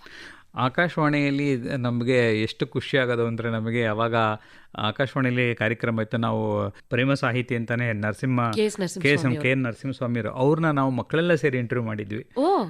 ಅದೊಂದು ಒಳ್ಳೆ ವಿಶೇಷವಾದಂಥ ಕವಿ ಬಗ್ಗೆ ಒಂದು ಕಾರ್ಯಕ್ರಮ ಮಾಡ್ತಾ ಇರೋದು. ಕಾರ್ಯಕ್ರಮದ ಹೆಸರು ಮರ್ತು ಬಿಟ್ಟಿದ್ದೀನಿ, ಆದರೆ ಆಮೇಲೆ ಮಕ್ಕಳೇ ಸೇರಿ ಅದನ್ನ ಇಂಟರ್ವ್ಯೂ, ಮಕ್ಕಳೇ ಸೇರಿ ಒಂದೊಂದು ಪ್ರಶ್ನೆ ಕೇಳೋದು ನರಸಿಂಹಸ್ವಾಮಿ ಅವ್ರನ್ನ. ಸೊ ಅದ್ರ ಬಗ್ಗೆ ಒಂದು ಕಾರ್ಯಕ್ರಮ ಮಾಡಿದ್ವಿ. ಆಮೇಲೆ ಈ ನಾಟಕಗಳು, ದೀಪಾವಳಿ ನಾಟಕಗಳು, ಆಮೇಲೆ ಇದು ಹಾಡು ಹೇಳ್ಕೊಡೋರು ಅವಾಗ ಮಕ್ಕಳಿಗೆ. ಆ ಹಾಡನ್ನು ಹೇಳ್ಕೊಳ್ಳೋ ಚಿಳಿಪಿಳಿನೋ ಯಾವುದೋ ಝೇಂಕಾರ ಒಂದಿತ್ತು. ಇದೇ ತರ ಹಲವಾರು ಕಾರ್ಯಕ್ರಮಗಳಿಗೆ ನಾವು ನಮ್ಮಮ್ಮ ಕರ್ಕೊಂಬರೋರು. ಹಲವಾರು ಈ ನಾಗೇಶ್ ಶಾನ್ಬಾಗ್ ಅಂತ ಒಬ್ಬರು ಇದ್ರು, ಆಮೇಲೆ ನ್ಯೂಸ್ ರೀಡರು. ಅವ್ರ ವಾಯ್ಸ್ ಎಷ್ಟು ಬೇಸಿತ್ತು ಅಂದರೆ ಅಷ್ಟು ಬೇಸಿತ್ತು. ಒಂದ್ಸಲ ಪರಿಚಯ ಮಾಡಿಕೊಟ್ರು, ಇವರು ನಾಗೇಶ್. ಅವ್ರು ನೋಡಿದ್ರೆ ನಂಗೆ ಅನಿಸ್ಲೇ ಇಲ್ಲ. ಆಮೇಲೆ ಅವ್ರನ್ನ ಇಮಿಟೇಟ್ ಮಾಡಿದ್ರಾ? ಅವ್ರನ್ನ ಇಮಿಟೇಟ್ ಅವ್ರನ್ನ ಮಾಡಿರಲಿಲ್ಲ ಅನ್ಸುತ್ತೆ. ಅವಾಗ ಕೆಲವು ಸಲ ಮಧ್ಯಾಹ್ನದೊತ್ತು ರೇಡಿಯೋ ಬರೋದು, ವಾರ್ತೆಗಳು ಓದುತ್ತಿರುವವರು ನಾಗೇಶ್ ಶಾನ್ಬಾಗ್ ಅಂತ, ಈ ಥರ ಎಲ್ಲ ಅವರು. ಅವಾಗೆಲ್ಲ ನಾವು ಅವಾಗ ರೇಡಿಯೋನೇ ನಮಗೆ ತಾನೆ ನಮ್ಮ ಜೀವನ. ನಂದೇ ಅಂತ ಅಲ್ಲ, ಸುಮಾರು ಜನರ ಬದುಕು ರೇಡಿಯೋಯಿಂದನೇ. ಹೌದೌದು, ರೇಡಿಯೋನೇ ಜೊತೆಗೆ. ಎಷ್ಟೇ ತಮಾಷೆ, ನಾವು ಏನಂದ್ರೆ ದೀಪ ಎಲ್ಲ ಆರೋಗ್ಬಿಟ್ಟಾಗ ಮನೆಯಲ್ಲಿ ಪವರ್ ಇರಲ್ದೇ ಇದ್ದಾಗ ರೇಡಿಯೋ ಆನ್ ಮಾಡ್ಕೊಂಡು ಕೂತ್ಕೊಳ್ಳೋದು. ಓ ಎಷ್ಟು ಚೆನ್ನಾಗಿ ಸೆಲ್ಲಾಕಿ ರೇಡಿಯೋ, ವ್ಯಾಲ್ವ್ ರೇಡಿಯೋ ಕೂಡ ಇತ್ತು ನಮ್ಮ ಮನೇಲಿ, ಹಳೇದು. ಅದರದ್ದು ತಮಾಷೆ ಮಾಡಿದೀವಿ. ಅದರಲ್ಲೂ ಮಧ್ಯೆ ಡಿಸ್ಟರ್ಬೆನ್ಸ್ ಆಗ್ಬಿಟ್ರೆ, ಈಗ ಕಷನ್ ಬರ್ತಲ್ಲ, ಅದಕ್ಕೆ ಒಂದು ಮಾಡಿದ್ವಿ. ಯಾವ ಥರ ಬರ್ತಾಯಿತ್ತು ಅಂದರೆ, ರಾಜ್ಯದಲ್ಲಿ ಹಲವಾರು ಕಡೆ ಆಗಿದೆ. ಮುಖ್ಯಮಂತ್ರಿಗಳು ಇಂದು ಉದ್ಘಾಟನೆ ಮಾಡಿದ್ದಾರೆ. ಈ ತರ ಮಧ್ಯದಲ್ಲಿ Okay, break ಆಗ್ತಾ ಬ್ರೇಕ್ ಇತ್ತು ಆಗ್ತೈತಲ್ಲ, ಅದನ್ನ ನಾವು ಮಿಮಿಕ್ ಮಾಡಿದ್ವಿ ಒಂದ್ಸಲಿ. ಓಕೆ, ಆದ್ರೆ ಈಗ ಟೆಕ್ನಾಲಜಿ ತುಂಬಾ ಈಗ ಮುಂದುವರೆದಿದೆ. ಬಿಡಿ, ಈಗ ತಾಂತ್ರಿಕವಾಗಿ ಆಕಾಶವಾಣಿ ಕೂಡ ತುಂಬಾ ಬಲವಾಗಿದೆ. ಹೌದು. ನಮ್ಮ ಆಕಾಶವಾಣಿಯನ್ನ ಕೇವಲ ರಾಜ್ಯದಲ್ಲಿ ಅಷ್ಟೇ ಅಲ್ಲದೆ ಹೊರ ರಾಜ್ಯಗಳಲ್ಲಿ, ಹೊರ ದೇಶಗಳಲ್ಲೂ ಕೂಡ ನಮ್ಮ ಕೇಳಿದ್ರು ಸಾಕಷ್ಟು ಜನ ಇದ್ದಾರೆ. ವೆಬ್ ಸ್ಟ್ರೀಮಿಂಗ್ ಅಲ್ಲಿ ಆಕಾಶವಾಣಿನ ಎಲ್ಲಿ ಬೇಕಿದ್ರು ಕೇಳಬಹುದು. ಹೌದು, ಇಲ್ಲ ಸರ್, ವ್ಯಾಪಕತೆ ಚೆನ್ನಾಗಿ ಜೋರಾಗಿದೆ. ಹೌದು, ಆಮೇಲೆ ತೊಂದರೆಗಳು, ನಾಯ್ಸು ಅವೆಲ್ಲ ಇಲ್ಲ. ಇವಾಗ ತುಂಬಾ ಕ್ರಿಸ್ಪ್ ಆಗಿ ಬರುತ್ತೆ. ಖಂಡಿತ ಹೌದು. ಆದ್ರೆ AI ಇದೆಯಲ್ಲ, ಇವಾಗ ಆ AI ಬಳಸ್ಕೊಂಡು ನಾನು ಕಾರ್ಟೂನ್ಗಳನ್ನ ಕ್ರಿಯೇಟ್ ಮಾಡಿ ಪ್ರತಿ ವಾರಕ್ಕೊಂದು 3 ಸಲಿನಾರು ಪೋಸ್ಟ್ ಮಾಡ್ತಾ ಇರ್ತೀನಿ. ಹೇಗೆ ಆ ತಕ್ಷಣ ಕಂಟೆಂಟ್ ಹೊಳೆಯುತ್ತೆ ಅನ್ನೋದೇ ಒಂದಿಷ್ಟು ಕುತೂಹಲ ಆಗುತ್ತೆ. ನೀವು ಅವಾಗ್ಲಿಂದ ಹೇಳಿದ್ರಿ ಸುತ್ತ ಗಮನಿಸ್ತಾ ಇರಬೇಕು, ಗಮನಿಸ್ತಾ ಇರುವಾಗ ಏನೇನೆಲ್ಲ ನಮಗೆ ಕಂಟೆಂಟ್ ಆಗಬಹುದು ಅನ್ನೋ ಯೋಚನೆ ನಮಗೆ ತಕ್ಷಣ ಬರುತ್ತೆ ಅಂತ. ಇದು ಒಂಥರ ಹೊಸ ಜನ್ರೇಷನ್ಗೆ ಸ್ಫೂರ್ತಿ ನೀಡುವಂಥದ್ದು. ಯಾಕಂದರೆ ಏನೇನೋ ರೀಲ್ಸ್ ನೋಡಿರ್ತೀವಿ, ಏನೇನೋ ಬೇಡದೇ ಇರುವಂತಹ ಸಾಕಷ್ಟು ವಿಷಯಗಳನ್ನು ನೋಡಿರ್ತೀವಿ. ಅದರಲ್ಲಿ ಬೇಕಾಗಿರೋದು ಯಾವುದು, ನಾವು ಯಾವುದನ್ನು ಹೆಕ್ಕಿ ತೆಗೆದು ನಮ್ಮನ್ನ ಹೆಚ್ಚು ಜನ ನೋಡಬಹುದು, ಜೊತೆಗೆ ಅದರಿಂದ ನಾವೊಂದು ಮೆಸೇಜ್ನ ಕೊಡಬಹುದು ಅನ್ನೋದಕ್ಕೆ ನೀವು ಸಾಕ್ಷಿಯಾಗಿದ್ದೀರಿ. ಧನ್ಯವಾದಗಳು. ಇದು ಆಕಾಶವಾಣಿ FM ರೈನ್ಬೋ ಕನ್ನಡ ಕಾಮನಬಿಲ್ಲು 101.3. ಮತ್ತೆ ಒಂದು ಹಾಡಿನ ನಂತರ ವಾಪಸ್ ಆಗ್ತೀವಿ. ಇವತ್ತು ನಮ್ಮ ಜೊತೆಯಾಗಿರೋದು ಸಾಮಾಜಿಕ ಮಾಧ್ಯಮಗಳಲ್ಲಿ ತಮ್ಮ ಬನ್ಬಟರ್ ಜಾಮ್ ಮೂಲಕ ಮನರಂಜನೆಯ ಸವಿಯನ್ನ ಉಡಿಸ್ತಿರುವಂತಹ ಲಕ್ಷ್ಮಣ್ ಶಿವಶಂಕರ್ ಅವರು. ಇದು FM ರೈನ್ಬೋ ಕನ್ನಡ ಕಾಮನಬಿಲ್ಲು 101.3. ಇವತ್ತು ಹೊಸ ವರ್ಷದ ಹೊಸ ದಿನದಲ್ಲಿ ಹೊಸ ಅತಿಥಿಗಳ ಜೊತೆಯಲ್ಲಿ ನಾವು ಮಾತಾಡ್ತಾ ಇದ್ದೀವಿ. ನಮ್ ಜೊತೆಯಾಗಿರೋದು ಈ ಹೊತ್ತಲ್ಲಿ ಬರಹಗಾರ, ಗೀತರಚನೆಕಾರ, ಸಂಭಾಷಣೆಕಾರ, ನಟ ಲಕ್ಷ್ಮಣ್ ಶಿವಶಂಕರ್ ಅವರು. ಸರ್, ಈಗ ಆವಾಗ್ಲಿಂದ ನಿಮ್ಮ ರೀಲ್ಸ್ ಬಗ್ಗೆ ಮಾತಾಡಿದ್ರಿ, ಜೊತೆಗೆ ನಿಮ್ಮ ಬಾಲ್ಯ ಹೇಗಿತ್ತು, ಆಕಾಶವಾಣಿ ಜೊತೆಲಿ ನಿಮ್ಮ ನಂಟು ಹೇಗಿತ್ತು ಅಂತೆಲ್ಲ ಮಾತಾಡಿದ್ರಿ. ಅದರ ಜೊತೆಗೆ ನೀವು ತುಂಬ ಪ್ರತಿಭಾವಂತರು, ಮಲ್ಟಿ ಟ್ಯಾಲೆಂಟೆಡ್ ಅಂತಾನೆ ಹೇಳ್ಬೋದು ಅಂತ ನನಗೆ ಅವಾಗಲಿಂದ ನಿಮ್ಮ ಜೊತೆಲಿ ಮಾತಾಡ್ತಾ ಅನ್ನಿಸ್ತು. ನೀವು ಹೇಳ್ತಾ ಇದ್ರಿ ಸುಮಾರು ಜನನ ಮಿಮಿಕ್ ಮಾಡ್ತೀನಿ ನಾನು ಅಂತ. ಒಂದಿಬ್ಬರನ್ನ ಯಾರನ್ನಾದರೂ ಮಿಮಿಕ್ ಮಾಡೋದಾದರೆ? ಅದು ಮಿಮಿಕ್ರಿ ಮಾಡೋದ್ರಲ್ಲಿ ಒಂದು ಏನು ವಿಶೇಷತೆ ಇರಬೇಕು ಅಂದರೆ ಜವಾಬ್ದಾರಿ ಇರತಕ್ಕಂಥದ್ದು. ಯಾಕೆಂದರೆ ಮಿಮಿಕ್ರಿ ಅಂದ ತಕ್ಷಣ ಯಾರೋ ಒಬ್ಬರನ್ನ ನಾವು ನೋವಂತಲ್ಲ, ಅವರ ಒಂದು ವ್ಯಕ್ತಿತ್ವಕ್ಕೆ ಅವತ್ತು ಧಕ್ಕೆ ತರಬಾರ್ದು. ನಾವು ಅವರ ಧ್ವನಿಯನ್ನು ಬೆಳೆಸ್ಕೊಂಡು ತಮಾಷೆ ಒಡೆಂಬನೆ ಮಾಡ್ಬೋದೇ ವಿನಃ ಕುಚೋದ್ಯ ಮಾಡೋದಾಗಲಿ, ಅವರ ವೃತ್ತಿ ಆಗಲಿ, ಅವರ ಒಂದು ವೈಯಕ್ತಿಕಕ್ಕೆ ನಾವು ಹೋಗಬಾರ್ದು. ಅದು ಬಹಳಷ್ಟು ಬೇಸಿಕ್ ಎಟಿಕ್ವೇಟ್ ಅಂತ ಹೇಳ್ತೀನಿ. ಅದು ಇರಬೇಕಾದ್ರೆ ಪ್ರತಿಯೊಬ್ಬರಿಗೂ ಆ ವಾಯ್ಸ್ಗೆ ಬೆಲೆ ಕೊಡೋದು. ಈ ಥರ ಏನೇ ಮಾಡೋದಾದ್ರೂ ವ್ಯಾಲ್ಯೂಸ್ನ ಇಟ್ಕೊಂಡು ಮಾಡ್ತೀವಿ ನಾವು ಅನ್ನೋಂಥ ಜನ ತುಂಬ ಕಡಿಮೆ ಅಲ್ವಾ? ಹೌದು. ಆದ್ರೆ ನೀವು ಯಾವ್ದ್ರಲ್ಲೂ ವ್ಯಾಲ್ಯೂಸ್ ನ ದಾಟಿ ಮುಂದಕ್ಕೆ ಬರಲ್ಲ. ಇಲ್ಲ, ಖಂಡಿತ ವ್ಯಾಲ್ಯೂಸ್ ಜೊತೆಲೇ ಎಲ್ಲ ಮಾಡ್ತೀರಿ. ಹೇಳಿ ಸರ್.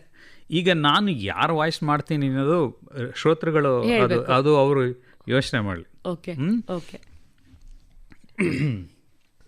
ಏನಪ್ಪ ಚೆನ್ನಾಗಿದೆಯಾ? ಯಾವ ನಾಟಕ ಮಾಡ್ತಿದ್ಯಾ? ಕರಡಿ ಹಾಕ್ಕೊಂಡು ಏನು ಕರಡಿ ಕೂದಲೆಲ್ಲ ಮೈಗೆಲ್ಲ ಅಂಟ್ಕೊಂಬಿಡದೆ? ಅಲ್ಲ ಕಣಪ್ಪ, ಏನು ನಾಟಕ ಆಡ್ತಾ ಇದೆಯಾ? ಇಲ್ಲ ಸರ್, ನಾನು ನಾಟಕ ಆಡ್ತಿಲ್ಲ ಸರ್. ನಾಟಕ ಅಂತ ಅಲ್ವೇ ಕರೆದಿದ್ದು ನನ್ನ. ಅಲ್ಲ, ನನಗೊಂದು ಪ್ರಶ್ನೆ. ಈ ಕರಡಿ ವೇಷೆಲ್ಲ ಹಾಕ್ಕೊಂಡಿದ್ಯಲ್ಲ, ಈಗ ನಿನಗೆ ಮೈ ಕೈ ಎಲ್ಲ ಕಡಿದ್ರೆ ಹೆಂಗೆ ಕೇರ್ಕತ್ತೀಯಾ? ಓಕೆ, ಖಂಡಿತವಾಗ್ಲೂ ನಮ್ಮ ಕೇಳಿದ್ರು ಇದಕ್ಕೆ ಮೆಸೇಜ್ ಮಾಡ್ತಾರೆ. 9480901013 ನಮ್ಮ ವಾಟ್ಸಪ್ ಸಂಖ್ಯೆಗೆ ನಿಮ್ಮ ಸಂದೇಶ ಹರಿದು ಬರಲಿ. ಯಾರಿವರು ಅಂತ ಕೇಳಿದ ತಕ್ಷಣ ಯಾರು ಅಂತ ನಾನು ಹೇಳ್ಬಿಡ್ಲಾ ಸರ್? ಬೇಡ, ಅವರೇ ಹೇಳಿರಾ? ಓಕೆ, ಕಾಯ್ತಾ ಇರೋಣ. ಕೇಳ್ತಾ ಇರಿ, ಇದು FM ರೈನ್ಬೋ. ಓಕೆ, ನೆಕ್ಸ್ಟ್ ಮತ್ತೆ ಇನ್ನೊಬ್ರು ಯಾರು?